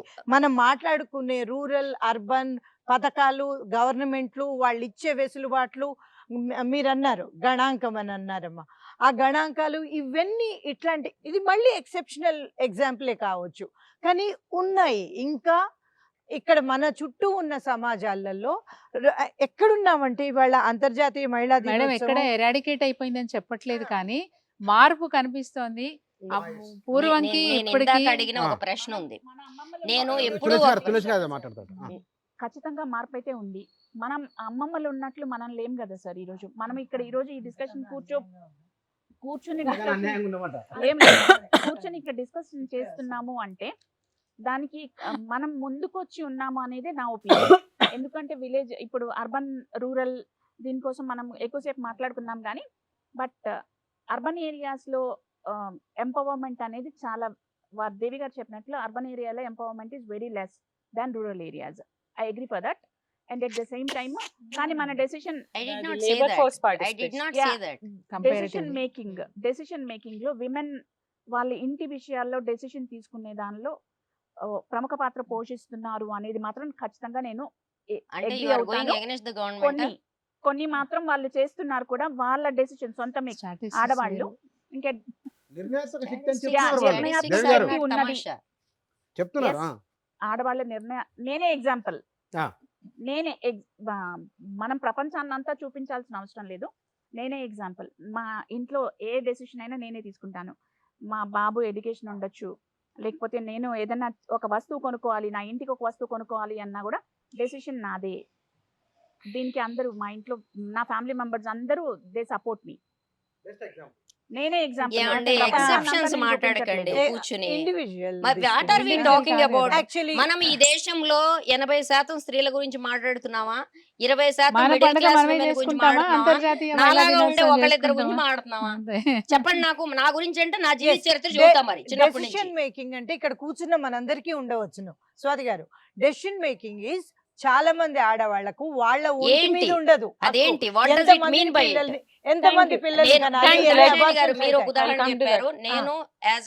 నేను 17th ఈ నెల 17th ఫిబ్రవరి, ఈ నెల అంటే మార్చి వచ్చింది కదా, 17th ఫిబ్రవరి నేను ఇందోర్ పక్కన జబువా అని ఒక ఆదివాసీ జిల్లాకి వెళ్ళా. స్టాన్ఫోర్డ్ యూనివర్సిటీతో కలిపి ఎలక్టెడ్ విమెన్ రిప్రజెంటేటివ్స్ కి శిక్షణ ఇవ్వడానికి వెళ్ళా. దేని గురించి శిక్షణ అంటే, అమ్మా గ్రామ పంచాయతీ మీటింగులకి మీరు వెళ్తున్నారా, గ్రామ సభలకి మీరు అధ్యక్షత వహిస్తున్నారా, చెక్కుల మీద సంతకాలు అడిగి పెడుతున్నారా అని అడగడానికి వెళ్ళా. అడగడానికో చెప్పడానికో whatever it is a give and take. నేను 73, 74 రాజ్యాంగ 72, 73 రాజ్యాంగ సవరణలు జరిగిన తర్వాత 92లో ఈ తెలుగు రాష్ట్రాల్లో జరిగిన మొదటి ఎలక్షన్కి యూనిసెఫ్ తరఫున ట్రైనింగ్ ఇచ్చిన మనిషిని నేను, మాడ్యూల్ తయారు చేసిన మనిషిని నేను. ఇన్ని సంవత్సరాల తర్వాత మళ్ళీ నేను అక్కడ మొదలు పెడితే నా కళ్ళ నీళ్ళు వచ్చాయి. అంటే 30 ఏళ్ళు మేము చేసిందంతా ఏమైనట్టు అని. ఇవాళకి కూడా అదంతా మా ఆయన చూసుకుంటాడు, సభలకి నేను వెళ్ళను అని చెప్తే, ఇప్పుడు స్టాన్ఫోర్డ్ నేను యూనివర్సిటీ వీరికి సంబంధించిన ఒక ఎక్స్పీరియన్స్ చెప్తాను. నాకు కూడా ఇలాంటి ఎక్స్పీరియన్స్ 22 years బ్యాక్ నేను మండల్ పార్టీ ప్రెసిడెంట్, మండల్ పరిషత్ ప్రెసిడెంట్, ఎంపీపీ. మా మండలంలో సర్పంచ్ల అందరికీ అవగాహన సదస్సు పెట్టారు. ముఖ్యంగా మహిళా సర్పంచ్లకు పెట్టారు. డిపిఓ గారు, డిఎల్పిఓ గారు వచ్చినప్పుడు డిపిఓ గారు ఒక ఎగ్జాంపుల్ చెప్పారు. అమ్మ మీరు ఇప్పటికీ మీ కొడుకుల్ని మీ భర్తల్ని తీసుకొస్తున్నారా, మీరు వస్తున్నారా అని సేమ్ క్వశ్చన్ అడిగారు. కొందరేమో మా కొడుకు చూసుకుంటున్నాడని కొందరు చెప్పారు. తర్వాత ఆయన ఒక మంచి ఉదాహరణ చెప్పారు. డిపిఓ గారు మీకు జరిగిన ఎక్స్పీరియన్సే చెప్పారు. ఆయన ఏం చెప్పారంటే, ఆయన ఒక ఊర్లోకి వెళ్ళారట, ఇన్స్పెక్షన్కి వెళ్ళారట. వెళ్ళినప్పుడు అక్కడ రచ్చబండ మీద పెద్ద మనుషులు కూర్చుంటే, అయ్యా సర్పంచ్ గారు ఇల్లు ఎక్కడ అంటే, అక్కడ ఉంటుంది సార్ అంటే ఆయన ఏదో జాడ పట్టుకొని అక్కడికి వెళ్ళారు. వెళ్ళిన తర్వాత ఒక ఆవిడ ఇంటి ముందు ఉంది, బట్టలు ఆరేస్తుంటే, అమ్మ సర్పంచ్ గారు ఉన్నారా అంటే, మీరు అట్నుంచే వచ్చినారు సార్, యాప చెట్టు కింద కూర్చుంటాడు బాగున్నారట. తర్వాత ఆయన డిపిఓ మళ్ళీ వచ్చి ఆ వేప చెట్టు కింద కూర్చుని ఆయన్ని సర్పంచ్ ఎవరయ్యా అంటే నేనే అన్నాడు. సరే 10 తీసుకెళ్ళి అంటే చెప్తున్నాను, సరే 10 తీసుకెళ్ళి ఆయన గ్రామ పంచాయతీలో కూర్చోబెట్టి రికార్డులన్నీ చూసిన తర్వాత డిపిఓ గారు సంతకం పెట్టి, నువ్వు కూడా సంతకం పెట్టంటే, నా సంతకం చెల్లుతుందా సార్ అన్నారట. అదేందయ్యా నువ్వు సర్పంచ్, నీ సంతకం ఎందుకు చెల్లదంటే, నా భార్య పెడుతుంది సార్. సరే ఆమె విలువ, ఆమె విలువ అంటే ఆ బట్టలు ఆరేసుకున్న ఆవిడే సర్పంచ్ చెప్పారు కదా. నేను ఇంకొక ఉదాహరణ చెప్తా, అద్భుతమైన ఉదాహరణ చెప్తా. మొన్న నేను అంత దుఃఖంలో ఉన్నప్పుడు ఒక చదువుకున్న ఆడబిడ్డ అదే కమ్యూనిటీ నుంచి, మేడం మీరు అంత దిగులు పడకండి అని నన్ను ఓదార్చి, మా ఆయన 3 ఏళ్ల పాటు అన్ని మీటింగ్లకి తనే వెళ్ళాడు, నన్ను తీసుకుపోలే. నేను నిలబడినా, నేను చదువుకున్నా. ఆ పిల్ల మెట్రికులేషన్ చదివింది పాపం, ఆ ట్రైబల్ కమ్యూనిటీ నుంచి, తీసుకుపోలే. తర్వాత ఒకరోజు ఎప్పుడు సిఇఓ గారు, పంచాయతీరాజ్ సిఇఓ గారు, ఆమె వచ్చి సంతకం పెట్టాలన్నంట. పోదాం అన్నంట. ఇది కూడా నువ్వే పెట్టు, నేను ఎందుకు రావాలందంట. అట్లా నా నిరసన ప్రకటించాను మేడం. అని చాలా గర్వంగా చెప్పినప్పుడు నేను అనుకున్నా, ఓహో ఒక్కసారి 72, 73 రాజ్యాంగ సవరణల తర్వాత మేము మాట్లాడింది కూడా ఇదే. ఒక్కసారి వాళ్ళు బయటికి రావడం మొదలు పెట్టిన తర్వాత వాళ్ళ బుర్రలో మెదడు ఉంటది, అది ఆలోచిస్తది అని చెప్పి. అది కానీ- చదువు కానీ చదువు అది సపరేట్ చేయాలి కదా. కానీ- అక్క మాట్లాడుతుంది పొలిటికల్ ఎంపవర్మెంట్ గురించి, మీరు ఇందాక ఇంట్లో మాట్లాడింది పర్సనల్ ఎంపవర్మెంట్. విజయ్ అవును. తులసి గారు అన్నది మా ఇంట్లో ఇంట్లో నిర్ణయాలు డెసిషన్స్ వీరిద్దరు గురించి ఆ, నాకు ఒక కౌంటర్ ఫ్యాక్చువల్ వ్యూ ఉంది. నిజంగా మీకు ఇల్లు మన ఇప్పుడు society ఉమెన్ ఇల్లు డెసిషన్ ఉంటేనే కదా తీసుకోవట్లేదు society ఉంటుంది. అంటున్నాం, ఓకే. ఉమ్. నేను అంటే ఎవరు ఆపుతున్నారు? Good point is yes. అయితే నేను ఒక నిమిషం ఎవరు ఆపుతున్నారో ఎవరు చెప్తాను. ఆపుతున్నారు? చెప్తురు కానీ చెప్తాను నేను. చెప్తురు కానీ I know that Yeah. Answer. నాకు ఆ సైడ్ ఆఫ్ ఆన్సర్ తెలుసు. ఆ, ఈ నేను side. ఇంకొక సైడ్ ఆఫ్ ఆన్సర్ చెప్తాను. Hmm. అట్లీస్ట్ నా పర్సనల్ ఎక్స్పీరియన్స్, అందరు పర్సనల్ ఎక్స్పీరియన్స్ మాట్లాడుతున్నారు కాబట్టి. నేను మాట్లాడట్లేదు. ఒక్క పాయింట్ దాకా మధ్యప్రదేశ్ అనుభవం మీరు చెప్పారు ఒక కదా ఒకటి. డెసిషన్ Personal తీసుకోవాలి personal. అంటే ఓకే, అది ఓకే. పర్సనల్ గా వారు నేను personal ఒక డెసిషన్ ఆర్ నాకు అనిపించిన ఒక ఫీలింగ్ ని నేను ఫర్మ్ గా కమ్యూనికేట్ చెయ్యొచ్చు అనేది పూర్తిగా నా ఇన్నర్ కాన్ఫిడెన్స్ కి సంబంధించిన విషయం. అంటే నిజంగా దానికి నాకు ఇన్నర్ కాన్ఫిడెన్స్ రావడానికి మీరిద్దరు అనొచ్చు చుట్టూ మళ్ళీ సిస్టమ్స్ ఎనేబుల్ చేస్తాయి అని. ఒక పాయింట్ తర్వాత కూడా నిజంగా మహిళలకి ఎటువంటి బ్యారియర్స్ లేకపోయినా ఫ్రీగా, ఇందాక వీళ్ళిద్దరూ పొలిటికల్ దీని గురించి మాట్లాడారు, ఫ్రీగా ఓపెన్గా పొలిటికల్ పార్టీస్లో వ్యూస్ చెప్పగలుగుతున్నారా? ఇళ్లలో ఫ్రీగా ఓపెన్గా వ్యూస్ చెప్పగలుగుతున్నారా? Though you're fully empowered. కొన్ని విషయాల్లో మన ఓన్ కండిషనింగ్, సైడ్ యాంగిల్ బాగుంది. మన ఓన్ ట్రైనింగ్ మనల్ని ఇంపీడ్ చేయట్లేదా? I really feel that. అంటే మనమే ఆపుకుంటున్నాం కదా. No no no no Please. అని నేను ఎందుకు అంటున్నా అంటే, Sure. షూర్ షూర్ నేను Politi- ఇదే పంచాయతీ విమెన్ తో మాట్లాడినప్పుడు, ఆ. మన తెలంగాణ కాగజుగట్టు మాట్లాడినప్పుడు, ఎందుకమ్మా నువ్వు సర్పంచ్ అయినావు, పోయి కూర్చోవచ్చు కదా అంటే, ఆమె చాలా విజ్ఞత కలిగిన మాట చెప్పింది. అప్పటికే I was two young to understand that. ఏం చెప్పిందంటే, ఇగో ఈ ఈ సర్పంచ్ పోస్టు ఉంటదమ్మా 5 ఏళ్ళు, మొగుడు జీవితాంతం ఉండాలి కదా అంది. తెలివైంది. చాలా తెలివైంది, అనుభవంతో చెప్పింది ఆమె. అంటే వీడితో నేను ఇప్పుడు పంచాయతీ పెట్టుకుంటే నాకు జీవితాంతం వీడి నస తప్పదు, అంచేత బెటర్ ఏదో ఒకటి చేసుకొని సావు నువ్వు అని వదిలేస్తావు. ఒకటి. రెండోది, ఈ విమెన్ సర్పంచెస్ గా ఎంపికైన వాళ్ళు ఎమ్మెల్యే ఎంపీల పోస్టులు చాలా తక్కువ పర్సెంటేజ్ భారత రాజకీయాల్లో వాళ్ళ సొంత కాళ్ళ మీద నిలబడి పాలిటిక్స్ లోకి వచ్చిన వాళ్ళు ఉన్నారు. పొలిటికల్ బ్యాక్గ్రౌండ్ కంపల్సరీ ఎక్కడో చోట ఉండాలి, ఉండాలి. ఉంటేనే వాళ్ళు ఇందులో నిలబడతారు. ఒకటి. రెండో అంశం, మీరు మాట్లాడుతుంది inner agency. Yes, that's very important. Yeah. Stanford University research లో కూడా దాని మీద పెద్ద డిస్కషన్ నడిచింది. ఇన్నర్ ఏజెన్సీ అనేది ఒకటి ఉంటే సరిపోదు, it must be supported by outer environment. నేను దాన్ని డినై చేయట్లేదు Socio-economic. కదా. అసలు నేను So- దాన్ని డినై చేయలేదు. ఇప్పుడు కొంతమంది నేనేమన్నాను, మీరు as you మీకు said, నేను completely No, no, no, enabling let me environment finish. ఇచ్చిన No, no, no, no, మీరు let me వస్తున్నారా? let me finish. మీరు అన్నారు బై చాయిస్ నేను ఇంట్లో ఉండదలుచుకున్నాను. బై చాయిస్ నా కొడుకు అంటున్నాడు నేను ఇంట్లో ఉంటానని. నేను ఇంట్లో ఉండి పిల్లల్ని చూసుకుంటా అంటున్నాడు నా కొడుకు. బై చాయిస్ ఇంట్లో ఉండదలుచుకున్న ఆడవాళ్ళని కూడా వాళ్ళ చాయిస్ తో సంబంధం లేకుండా నువ్వు తీసుకొచ్చి పాలిటిక్స్ లో పెడుతున్నావు. అటెంట్ వాళ్ళు they want to go back. నువ్వేమన్నా ఇవ్వు, ఐ డోంట్ వాంట్ దిస్. రెండోది, you are making it compulsion that they should stand in the political area. అది కూడా ప్యాట్రియార్కీ. ఒకటి. రెండోది, మీరు ఇందాక మాట్లాడిన దానికి కూడా ఇంటి దగ్గర డెసిషన్ మేకింగ్ ఎందుకు లేదు అనే దాని గురించి చెప్తారు. మీరు ఇందాక ఒక మాట మాట్లాడి మళ్ళీ దాన్ని కాంట్రడిక్ట్ చేసుకున్నారు. 3% విమెన్ ఓన్ ద ల్యాండ్. ఇవాళకి కూడా మగపిల్లగాడితో సమానంగా ఆడబిడ్డకి ప్రాపర్టీ ఇవ్వాలని అమ్మ నాయనలు అనుకోవడం లేదు. ఆడపిల్లకి కట్నం ఇచ్చి అప్పుల్లో పడతారు తప్ప పొరపాటును కూడా సమానంగా ఇవ్వాలి. ఈ కట్నం పెరిగింది తగ్గింది అనుకుంటున్నారు మీరు ఏమన్నా? ఆడపిల్లల సంఖ్య తగ్గిపోయింది. తెలంగాణలో ఎన్నడూ లేని భయంకరంగా పడిపోయింది ఆడపిల్లల సంఖ్య.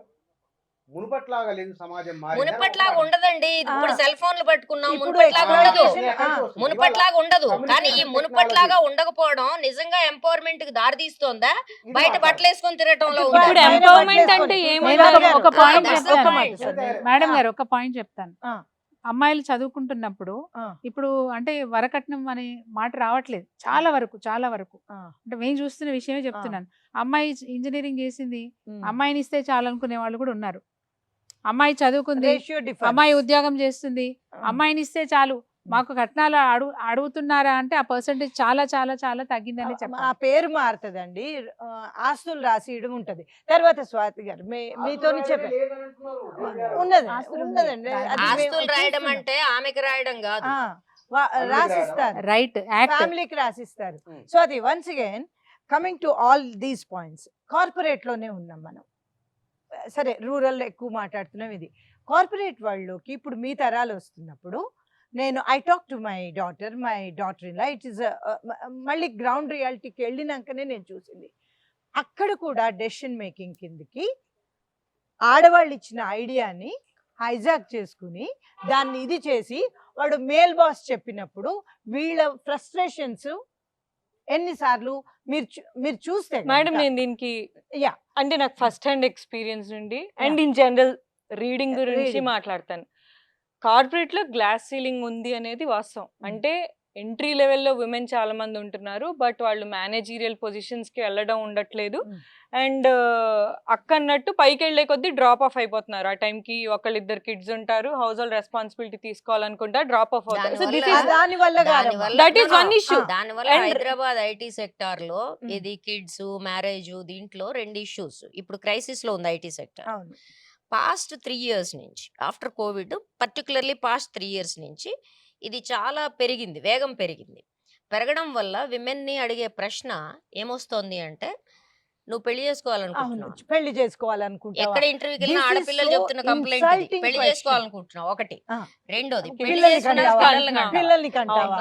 ఈ రెండో దాంట్లో రెండోది ఏంటంటే 22% వేజ్ డిస్పారిటీ, Ah, వేతన వ్యత్యాసం 22% ఐటీలో హైదరాబాద్ స్టడీ ఒకటి. దీంట్లో ఈ వేజ్ డిస్పారిటీ మీకు స్పష్టంగా కనపడదు. అది ఎట్లా తెలుస్తుందంటే సేమ్ క్వాలిఫికేషన్స్ తో ఒక అమ్మాయి ఒక అబ్బాయి జాయిన్ అవుతారు. జాయిన్ అయిన తర్వాత ఈ అమ్మాయి 6 నెలలకో ఏడాదికో సెటిల్ చేసేస్తాం కదా మన తల్లిదండ్రులు, సెటిల్ చేసి కన్యాదానం చేసి కాళ్ళు గడిగే చేతులు దులుపుకోవాలి కదా మనం, చేసేస్తాం. చేసినప్పుడు ఈ అమ్మాయి she will never become a team leader, promotion లిస్ట్లోంచి వెనక్కి వస్తుంది. ఆ అమ్మాయికి ఫ్యామిలీ ప్రయారిటీస్ ఎక్కువ వస్తాయి. ఇవాళ కూడా ఆ అమ్మాయి ఉద్యోగం చెయ్యాలా వద్దా అనే విషయంలో ఆ డెసిషన్ మేకింగ్ ఫ్యామిలీదే తప్ప ఆ అమ్మాయి అవడం చాలా కష్టంగా ఉంది. ఇంకొకటి దానికి రెండు I won't నేను- agree. నేను- నేను- నేను దానికి- రెండు I పాయింట్స్ won't చెప్తా. agree with No, that. no, నేను రెండు no, no, points దానికి నేను ఉదాహరణ చెప్తా. తమిళనాడు 44% డొమెస్టిక్ మేడం ఎక్కడో ఒక కేసు ఎక్కడో ఒక కేసు జరిగితే మనం దాన్ని 44% అనేది లెక్కలు, గవర్నమెంట్ లెక్కలు. 44% Tamil Nadu domestic violence more than Bihar. ఎందుకని ఇది ఉంది? దీని మీద ఒక పెద్ద స్టడీ జరిగింది తమిళనాడులో. కారణం ఏంటి తెలుసా? భారతదేశంలో చాలా వేగంగా విమెన్ ఎంపవర్మెంట్ జరుగుతున్న రాష్ట్రాల్లో, ఇండస్ట్రియలైజేషన్ జరిగే జాబ్ ఆపర్చునిటీస్ వస్తున్న రాష్ట్రాల్లో తమిళనాడు టాప్ లో ఉంది. ఆ తమిళనాడులో ఎందుకని 44% డొమెస్టిక్ వైలెన్స్ మా అందరికీ తలకాయలు పోయినాయి. కారణం ఏంటంటే 55% women PhDs, 53% SC ST women in PG grades దేశంలో ఎక్కడా లేదు, తమిళనాడులో ఉంది. కానీ ఏంటి అంటే హియర్ వర్క్స్ ద ప్యాట్రియార్కీ. ఏంటి మా సోషల్ అప్వర్డ్ మూవ్మెంట్ లో నీ ఎడ్యుకేషన్ ఉపయోగపడితే you will go through it. కానీ ఎప్పుడైతే నువ్వు డొమెస్టిక్ ఏరియాలోకి వస్తావో, ఇఫ్ యూ డిజోబే అంటే నువ్వు ఎప్పుడైతే డిజోబే చేస్తావో then you are subjected to different kind of violence.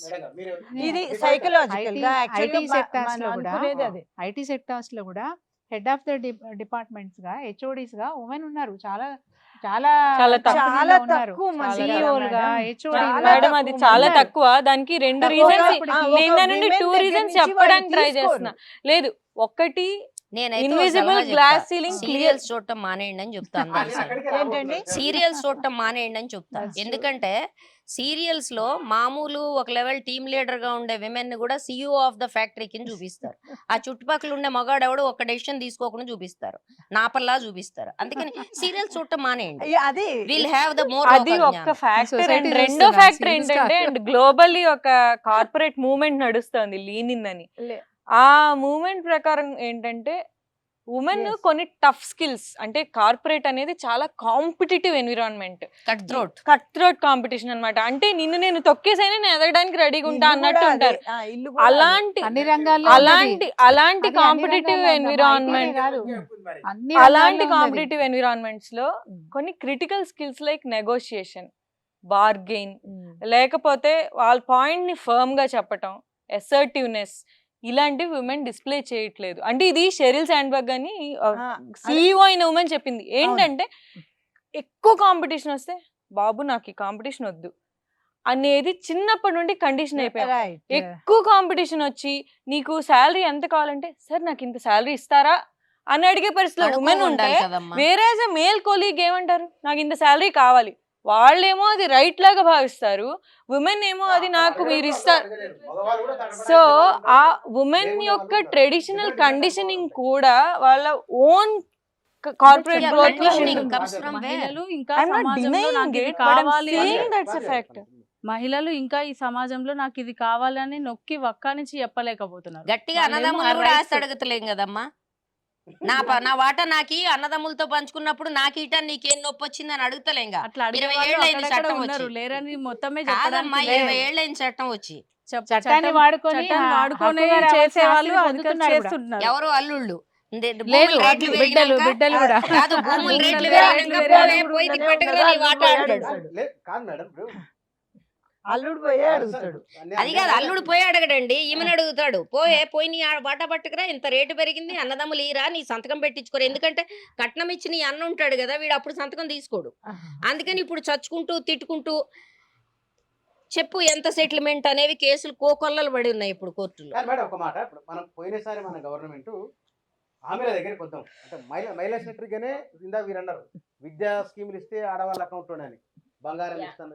BRS government బంగారం ఏమంటే ఆడవాళ్ళకి అప్పులు ఉత్తినే ఇవ్వట్లేదు. అనిల్ అంబానీ ఎగ్గొడతాడు, ఆడవాళ్ళు pay చేస్తారు. 98% రిటర్న్ వాళ్ళకి లోన్లు ఇస్తున్నారు. ఇస్తున్నారు. మాకు పరువు మర్యాదలు ఉన్నాయి, మీకు లేవు. ఎగేసుకొని తిరుగుతారు, సరే. ఎగేసుకొని మళ్ళీ కొత్త ఎగబెట్టి- వేసుకొని మీకు తిరుగుతారు. ఒక మాట ఎగబెట్టి. చెప్తాను. ఓవరాల్ గా మా మహిళల గురించి చెప్పాలంటే భారతదేశం ఎప్పుడు ఆర్థిక సంక్షోభంలో లేదు అంటే అది మహిళలే కారణం. అది కరెక్ట్. వీళ్ళ నేర్పరిత మా ఆడవాళ్ళ ఓపిక. మగాళ్ళు మందుకు పెడితే 5,000 రూపాయల ఆదాయం వచ్చే కుటుంబాల్లో 5,000 రూపాయల కంటే తక్కువ ఆదాయం వచ్చే దరిద్రపు కుటుంబాల్లో 75% కుటుంబం నడిపే బాధ్యత ఆడవాళ్ళు. అక్క మరి డెసిషన్ మేకింగ్ కదా ఇందాక లేదన్నారు. నడపటం వేరు, డెసిషన్ మేకింగ్ వేరమ్మా. Decision making is a broader term. Decision making అది వేరు, నాకు నడపటం breakdown వేరు. చేయమని అమ్మా అడుగుతున్నా. నేను నీకు Broader బువ్వబెట్టడం term. అనేది నడపటం కాదు. అది అది వేరే- decision making వేరే కాదు. గత్యంతరం లేక నడపడం. ఆమె అంతా చేసిన తర్వాత కూడా ఆ పైసలు గుంజుకుపోయి మళ్ళీ తాగుతాడు. అది నేను డినై చేయను. అందుకని డెసిషన్ మేకింగ్ వేరు, పోషించడం వేరు. 2 things are different. సరిగ్గా 20-25 ఏళ్ల కింద అందాల పోటీలు జరిగినప్పుడు చాలా చర్చ జరిగింది. ఆర్టికల్స్ రాశారు, బయట మాట్లాడారు, ధర్నాలు రాస్తారు. కొంచెం ఇవాళ ఎందుకు ఆ విషయాల పట్ల స్తబ్దత, మౌనం ఏమిటి? కారణం ఏమైంది? అన్ని రంగాల్లో రాణించాలని. ఏం లేదు, commercialisation of women's body. Thank you. మొక్కలు మొక్కలుగా క్లోజప్ లో హోల్సేల్ గా అమ్మేవాళ్ళు గతంలో.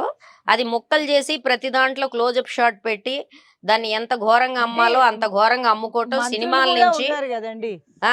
మంత్రులు కూడా మిస్ ఇండియాలు రన్నర్ అది కాదు, సినిమాల నుంచి అది కమర్షియల్ మీడియాకు వచ్చి, మీడియా నుంచి సీరియల్స్ నుంచి చివరికి రేప్ కేసులను కూడా చొంగలు కార్చుకుంటూ చూసే విధంగా చూపించేంత గొప్ప ఛానల్స్, టీవీ డిస్కషన్ ఛానల్స్, వార్తా ఛానల్స్ మొదలైనాక ఆడవాళ్ళు they gave up there self respect. మా శరీరం ఇంత కమాడిఫై అయిపోయింది కాబట్టి, సరికైపోయింది కాబట్టి మేము దీన్ని ఏం చేయాలో మాకు అర్థమైతలేదు అంటున్నారు. దానికి ఒకే ఒక్క ఉదాహరణ, ఈ దేశంలో సెర్చ్ ఇంజన్ల మీద ఐటీ యాక్ట్ లో ఒక్క వాక్యం రాస్తే చచ్చిపోతాం అనుకునే ఈ దేశ పరిపాలకులు ఏమండి, నువ్వు ఈ దేశంలో నీ సెర్చ్ ఇంజన్ వస్తే పోర్న్ అనేది పిల్లలకు చూడకుండా ఉండటం కోసం పోర్న్ వస్తే నీదే బాధ్యత అని ఒక్క వాక్యం ఐటీలో ఎందుకు రాయలేకపోతున్నావు? ఎక్స్ లో పొలిటికల్ కామెంట్ వస్తే నువ్వు ఎక్స్ వ్యవస్థాపకుడు దాకా వెళ్ళి పంచాయతీ పెట్టుకుంటావు. అది ఎందుకు చేయలేకపోతున్నావు? ఎందుకని చేయలేకపోతున్నావు అంటే సింపుల్, ఈ దేశంలో ఆడవాళ్ల శరీరం పట్ల ఒత్తి సొల్లువాగుడు తప్ప గౌరవం ఎవరికీ లేదు. అందుకని ఆడవాళ్ళు కూడా వి గేవ్ అప్. ఆడవాళ్ల మీద అత్యాచారాలు జరిగినప్పుడు జరిగే ఒక సైడ్ ఎఫెక్ట్ ఏంటంటే they lose respect on their own body. కాబట్టి ఈ దేశం స్త్రీల మీద ఎంత అకృత్యాలు జరుగుతున్నాయంటే we're losing our self respect towards our body. కానీ దీన్ని రోజుకి 90 రేప్ కేసులు రిపోర్ట్, లేదు రోజుకి 90 కేసులు రిపోర్ట్. దాని మీరు ఎక్స్ట్రీమ్ వర్షన్ మాట్లాడుతున్నారు. మిస్ యూనివర్స్ కిను పాన్ కి రేప్ కి సంబంధం లేదు. దేర్ టూ ఎక్స్ట్రీమ్స్, చాలా ఫార్. అసలు మిస్ యూనివర్స్ అనేది ఆర్ మిస్ వరల్డ్ అనేది ఏంటి అంటే ఒక ఉమెన్ తనని తను అందంగా డిస్ప్లే చేసుకోవడం. I don't have an opinion on it.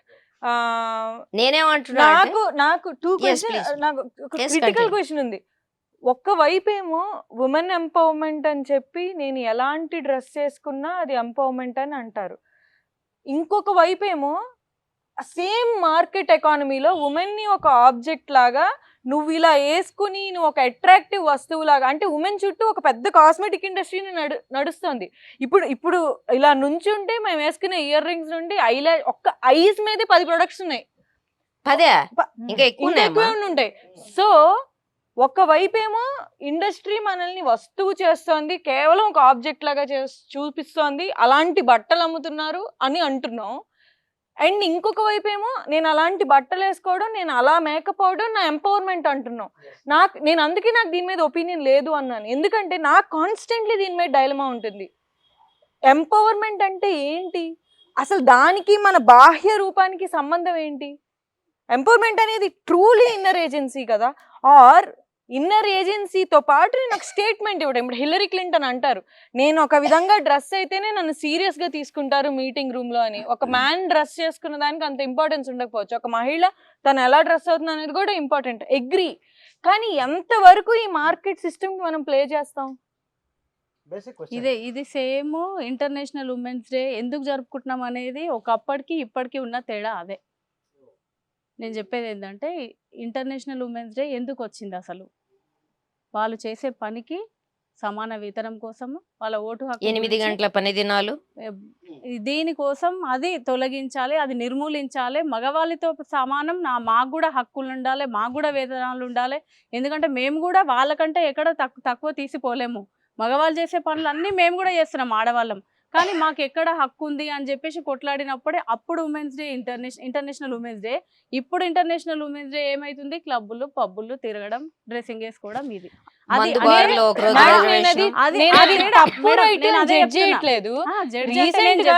ఇప్పుడు మీ బాహ్య రూపానికి మీరు ఆ కాస్మెటిక్స్ గురించి ఏదైతే చెప్తున్నారో, అంటే మీ ఫిగర్ ఎలా ఉండాలనేది ఒక సంస్థ మిమ్మల్ని ఒక బొమ్మలాగా చూసుకొని ప్రోడక్ట్స్ తయారు చేస్తుంది. అంటే మనం ఏంటి, దాని ఎఫెక్ట్ మహిళల మీద ఏముంది అంటే, recently national institute of health and I think some mental health study కూడా చెప్తుంది ఏంటంటే, యావరేజ్ యంగ్ గర్ల్ తను ఎలా ఉంది అని సోషల్ మీడియా మీద 7-8 గంటలు స్పెండ్ చేస్తుందట. And it is leading to anxiety. ఇదేంటి సోషల్ డైలమా, ఇది మొత్తం అక్రాస్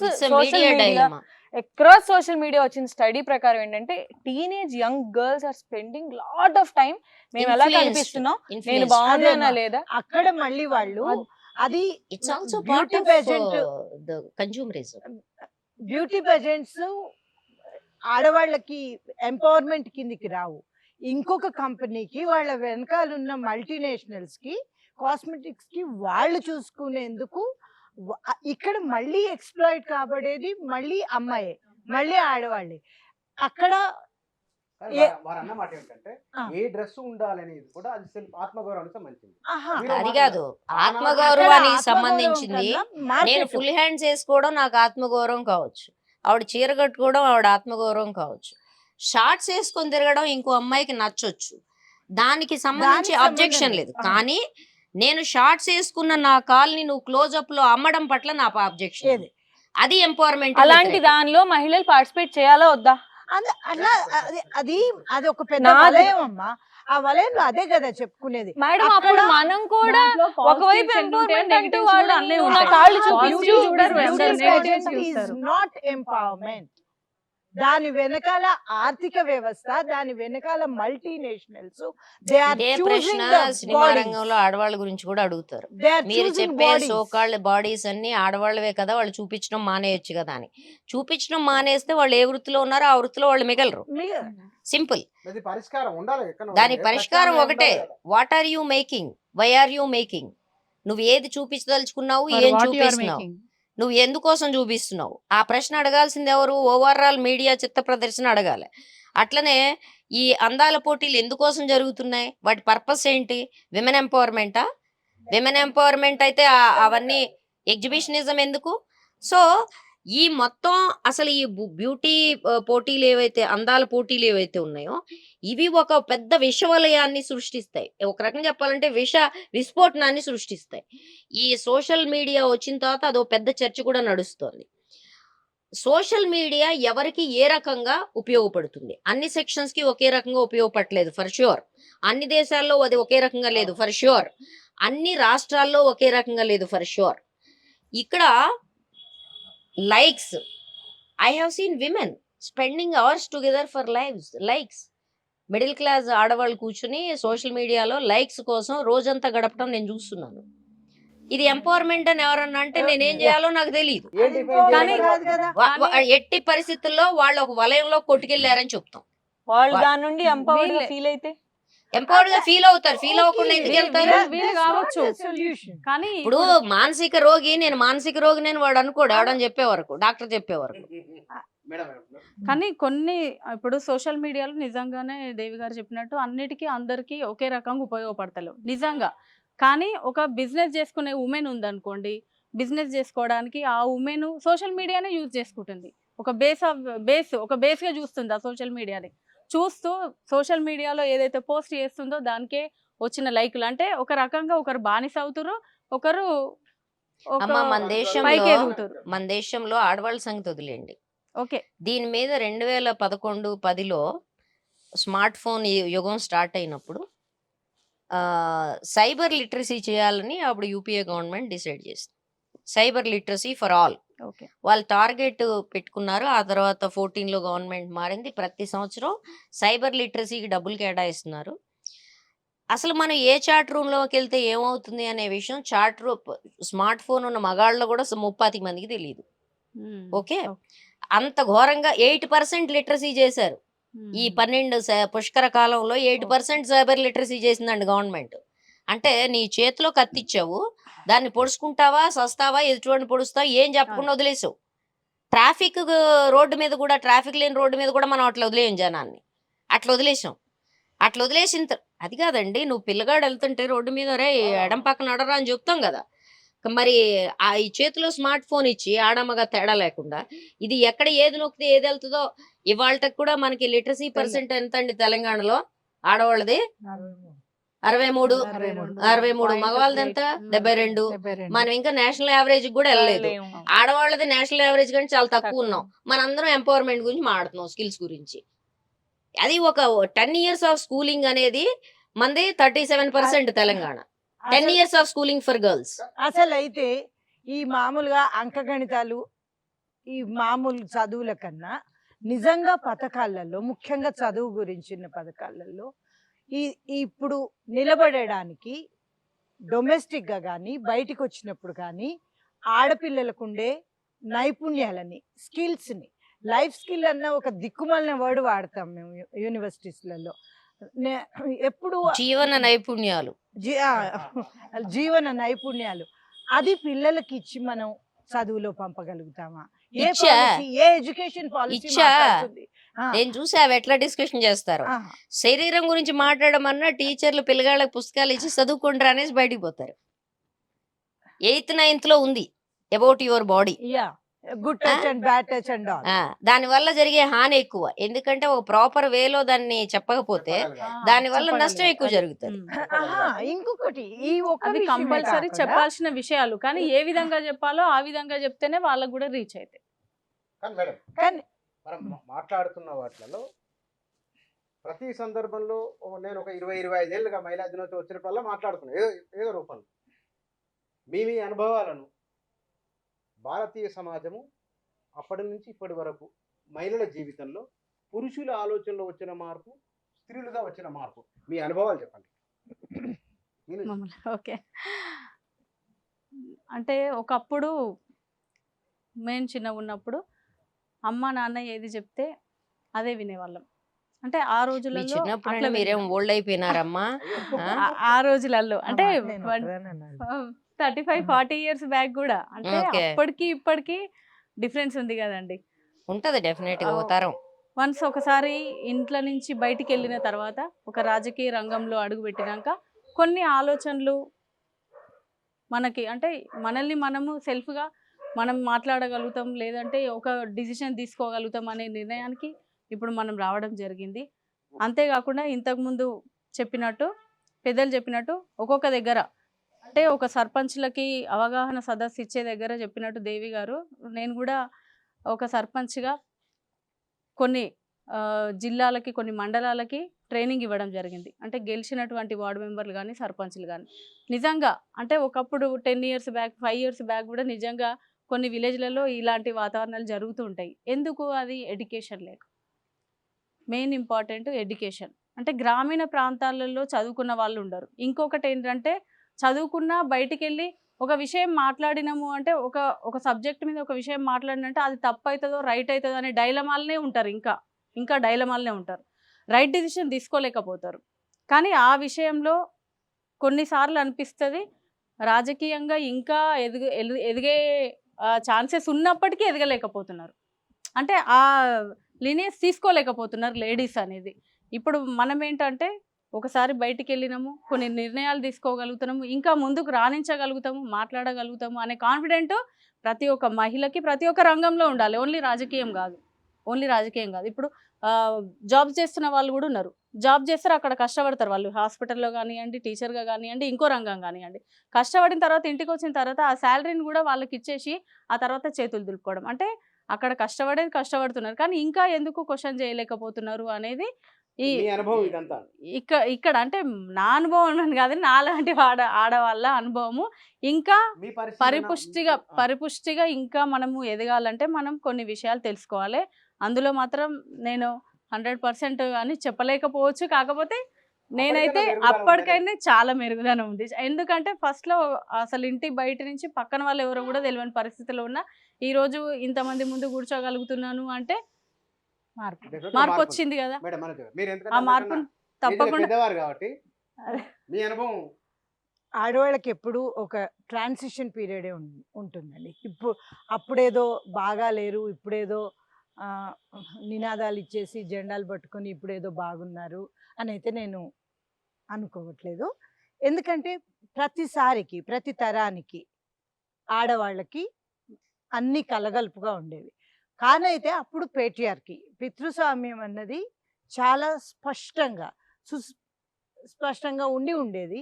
అక్కడ ఆడవాళ్ళు తీసుకునే వెసులుబాటు వాళ్ళు తీసుకునేవాళ్ళు. వెసులుబాటు అంటున్నాను నేను, అది అయ్యేది. ఇప్పుడు మనం అందరం మాట్లాడేటప్పుడు స్వాతి గారిని వింటున్నాం. తరతరానికి వచ్చే మార్పులలో ఎవరి ఫైట్స్ వాళ్ళవే. ఏ తరం ఫైట్ ఆడవాళ్ళకి ఆ తరంలో ఉంది. మా తరంలో నాకు గుర్తుంటుంది, హోమ్ మినిస్టర్ అప్పుడు అశోక్ చౌహాన్, ఆయన లేరు, ఆవిడ లేదు. అశోక్ చౌహాన్ కూతురు జస్ట్ బికాజ్ తన కడుపులో పిండం ఆడపిల్ల కాబట్టి 4వ అబార్షన్కి పక్కన కూర్చుంది.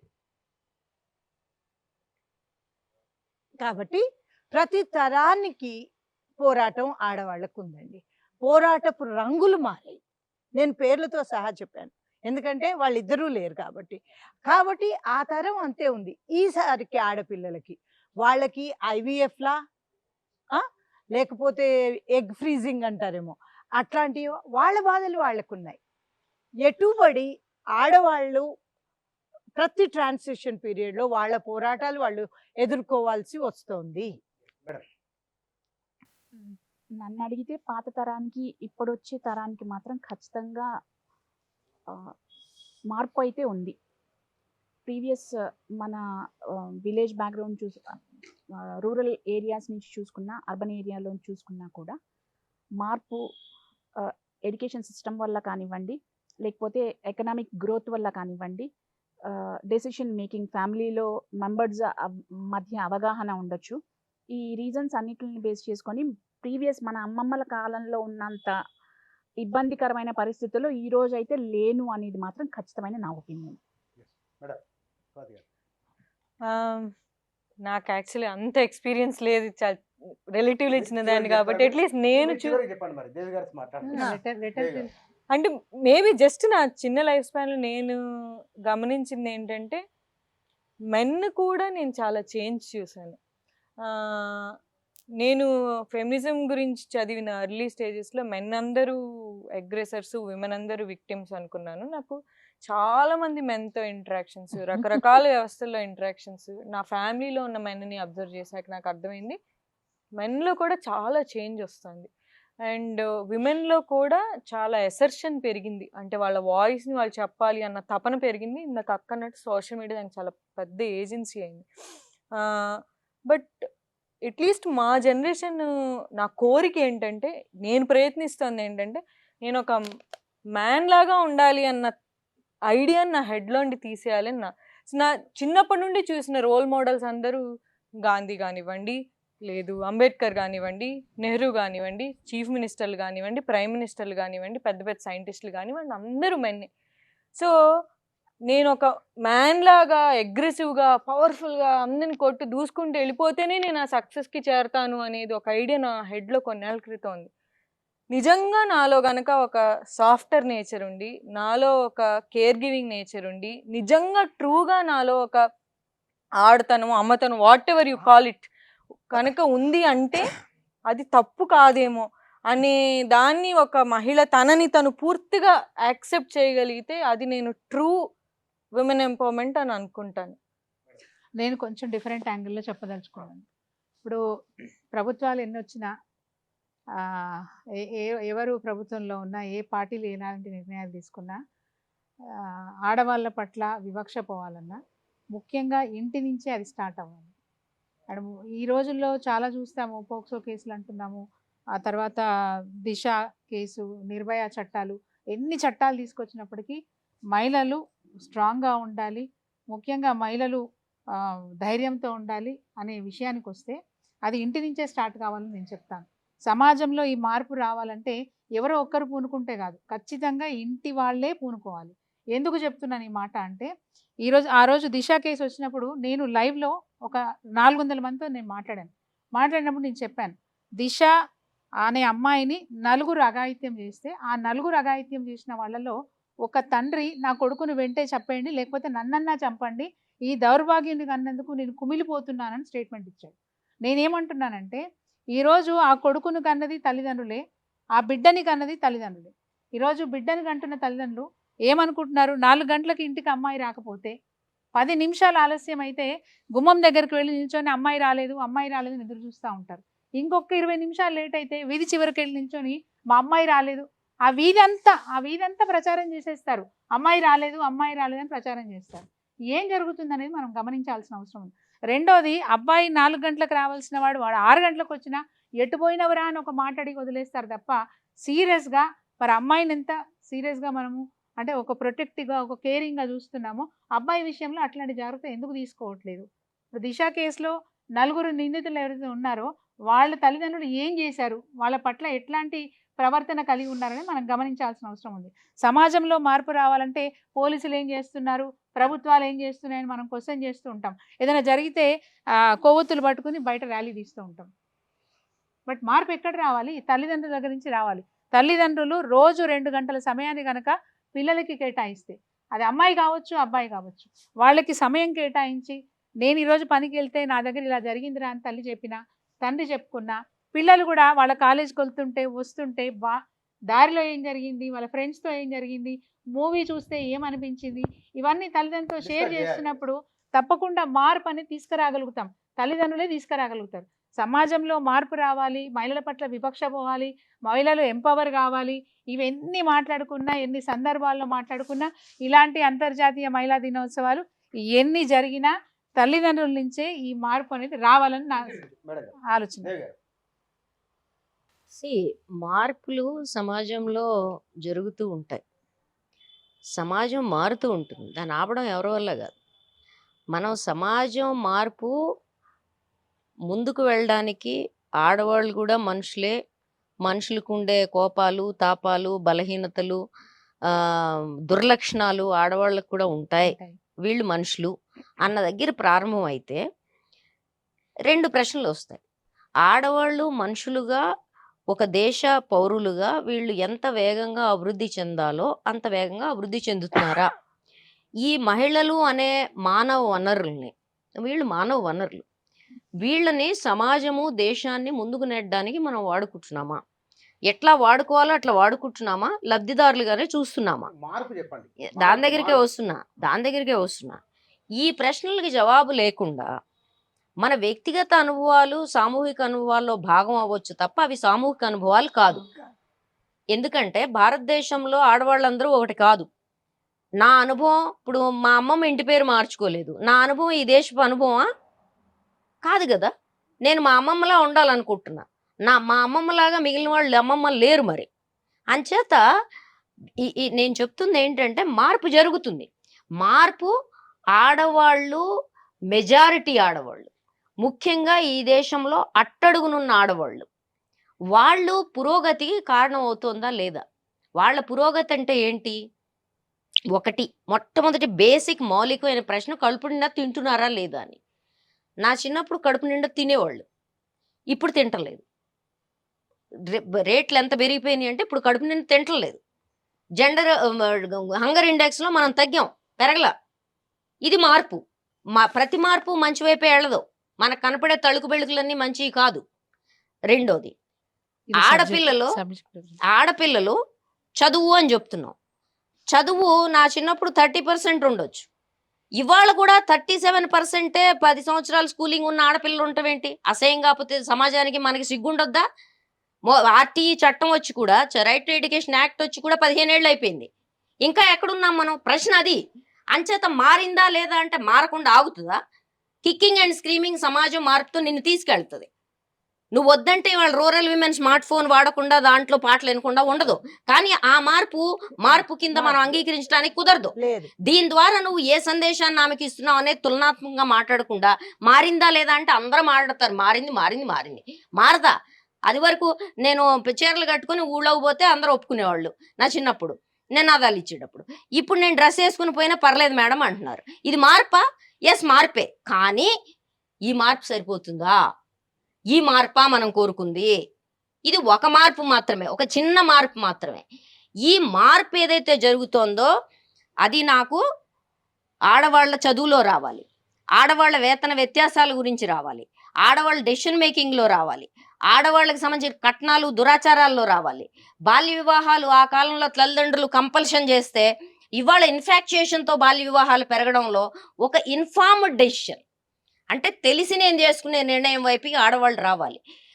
ఇదన్నీ జరగట్లేదు కాబట్టి ఆడవాళ్ళు ముందుకే వెళ్ళారు, చీమల్లా నడుస్తున్నారు. ప్రపంచం అంతా పరిగెత్తుంది. మరి ప్రపంచంతో పాటు నేను పరిగెడుతున్నానని చెప్పుకునే దేశం నేను చీమలా నడిచి చాలా ముందుకెళ్ళాను అనుకుంటే నాలాంటి వాళ్ళకి, సామాజిక రంగంలో ఉన్న వాళ్ళకి ఎట్లా జస్టిఫై చేస్తాం దాన్ని? అంటారు కొంతమంది, మీరు వెలుగులో చీకట్లే వెతుకుతారని. వెతుకుతాం. వెలుగులో చీకట్లు వెతికితేనే. నేనేమంటున్నా అంటే it's policy. We need women in decision making. నీతులు విధానాల విషయంలో విమెన్ ఓరియంటేషన్. అక్కడ ఆడవాళ్ళు ఉన్నారా మగవాళ్ళు ఉన్నారా కూడా నాకు అవసరం లేదు. ఆడవాళ్ళు కూర్చున్నంత మాత్రాన ఆడవాళ్ళకి న్యాయం చేస్తారని నేను అనుకోను. ఆడవాళ్ళ ఓరియంటేషన్తో మగవాళ్ళు మారలేదా? మారారు. వీరేశలింగం దగ్గర మొదలుపెట్టి రాజా రామ్మోహన్ రాయ్ దాకా మగవాళ్ళు కదా. ఆడవాళ్ళ గురించి నెత్తులు కొట్టుకొని బాదుకుంది దేశం చుట్టూ. సమస్య ఆడమగా కాదు. ఆడవాళ్ళు ఎవరైతే ఈ నిచ్చెనలో, ఈ పిరమిడ్లో అట్టడుగునున్నారో వాళ్ళకి అనుకూలమైన, ఈ పిరమిడ్లో అడిగిపోతున్న ఆడవాళ్ళు ఎవరు? మీరు నేను మిడిల్ క్లాస్ గురించి మాడకండి. ఆ అడిగిపోతున్న ఆడవాళ్ళు ఎవరైతే ఉన్నారో వాళ్ళకి సంబంధించిన విధానాల రూపకల్పన కోసమే మేము 33% అడిగింది. మేము వెళ్ళి అక్కడ అసెంబ్లీలో కూర్చోడానికి కాదు. ఈ 33%కి సంబంధించిన ఎక్స్పీరియన్సెస్ డాక్టర్ సృజన వర్సెస్ స్టేట్ తమిళనాడు మొన్న ఫిబ్రవరిలో వచ్చిన జడ్జిమెంట్లో ఆమె అడిగింది, ఒక రీజనబుల్ విమెన్ పర్స్పెక్టివ్ నుంచి నేను జడ్జిమెంట్ చెప్పనా లేకపోతే ఫెమినిస్ట్ పర్స్పెక్టివ్ నుంచి చెప్పి? Beautiful question. నేను కూడా అదే అడుగుతున్నా. I don't need this. ఇన్ని సంవత్సరాల తర్వాత నా దేశంలో జడ్జి ఈ ప్రశ్న హైకోర్టు జడ్జి చేయాల్సిన పరిస్థితి రాకూడదు. That's where you are lagging behind. మనం అక్కడ వెనకబడి ఉన్నాం అంటున్నా నేను. ఆ కిందే కాదు, ఇక్కడ కూడా వెనకబడి ఉంటున్నాం. దీన్ని మార్పు ఎట్లా అనుకుంటాం? వాటుడులో నేను అంటున్నా పాలసీస్ అండి. ఈ పార్టీలు డబ్బాలు కొట్టుకోవడం మానేయండి. ఎంతవరకు ముందుకెళ్ళాము, ఎంత వెళ్లాల్సిన వాళ్ళం ఈ టెక్నాలజీని వాడుకొని. దీని మీద పాలసీ చెయ్యండి. Yes. ఒక చిన్న పాలసీ చెయ్యండి. దానికి ఆడవాళ్ళని రానివ్వండి. Let them be heard. వాళ్ళని మాట్లాడనివ్వండి. మిడిల్ క్లాసా, లోయర్ క్లాసా, డబ్బులు ఉన్నోళ్ళ, లేనోళ్ళ, అసలు ఆడవాళ్ళు అంటూ అక్కడికి రానివ్వండి. వాళ్ళ వాయిస్లు వినివ్వండి. విధానాల రూపకల్పనలో విమెన్ పర్స్పెక్టివ్ లేకుండా ఈ దేశంలో సగం జనాభాని వెనక్కి నెట్టేసి, ఈ దేశంలో సగం హ్యూమన్ రిసోర్స్ని వెనక్కి నెట్టేసి ఎక్కడ వెళ్తాం మనం? Right madam, thank you. Madam గారు, సునీత గారు, పారిజాతమ్మ, విజయ తులసి గారు, మేడం మనోజ గారు, స్వాతి గారు, దేవి గారు, థ్యాంక్ యూ. ఇప్పుడు మాట్లాడిన విషయాలు అంతర్జాతీయ మహిళా దినోత్సవం సందర్భంగా వారు పరిశీలించినవి, వారి వారి రంగాలలో వారికి ఎదురైన అనుభవాలు, వారు సమాజంలో లేదా కుటుంబంలో అందరము చూస్తున్న ఒకానొక కొన్ని అంశాలకు సంబంధించిన అభిప్రాయాలు మాత్రమే ఇవి. Thank you.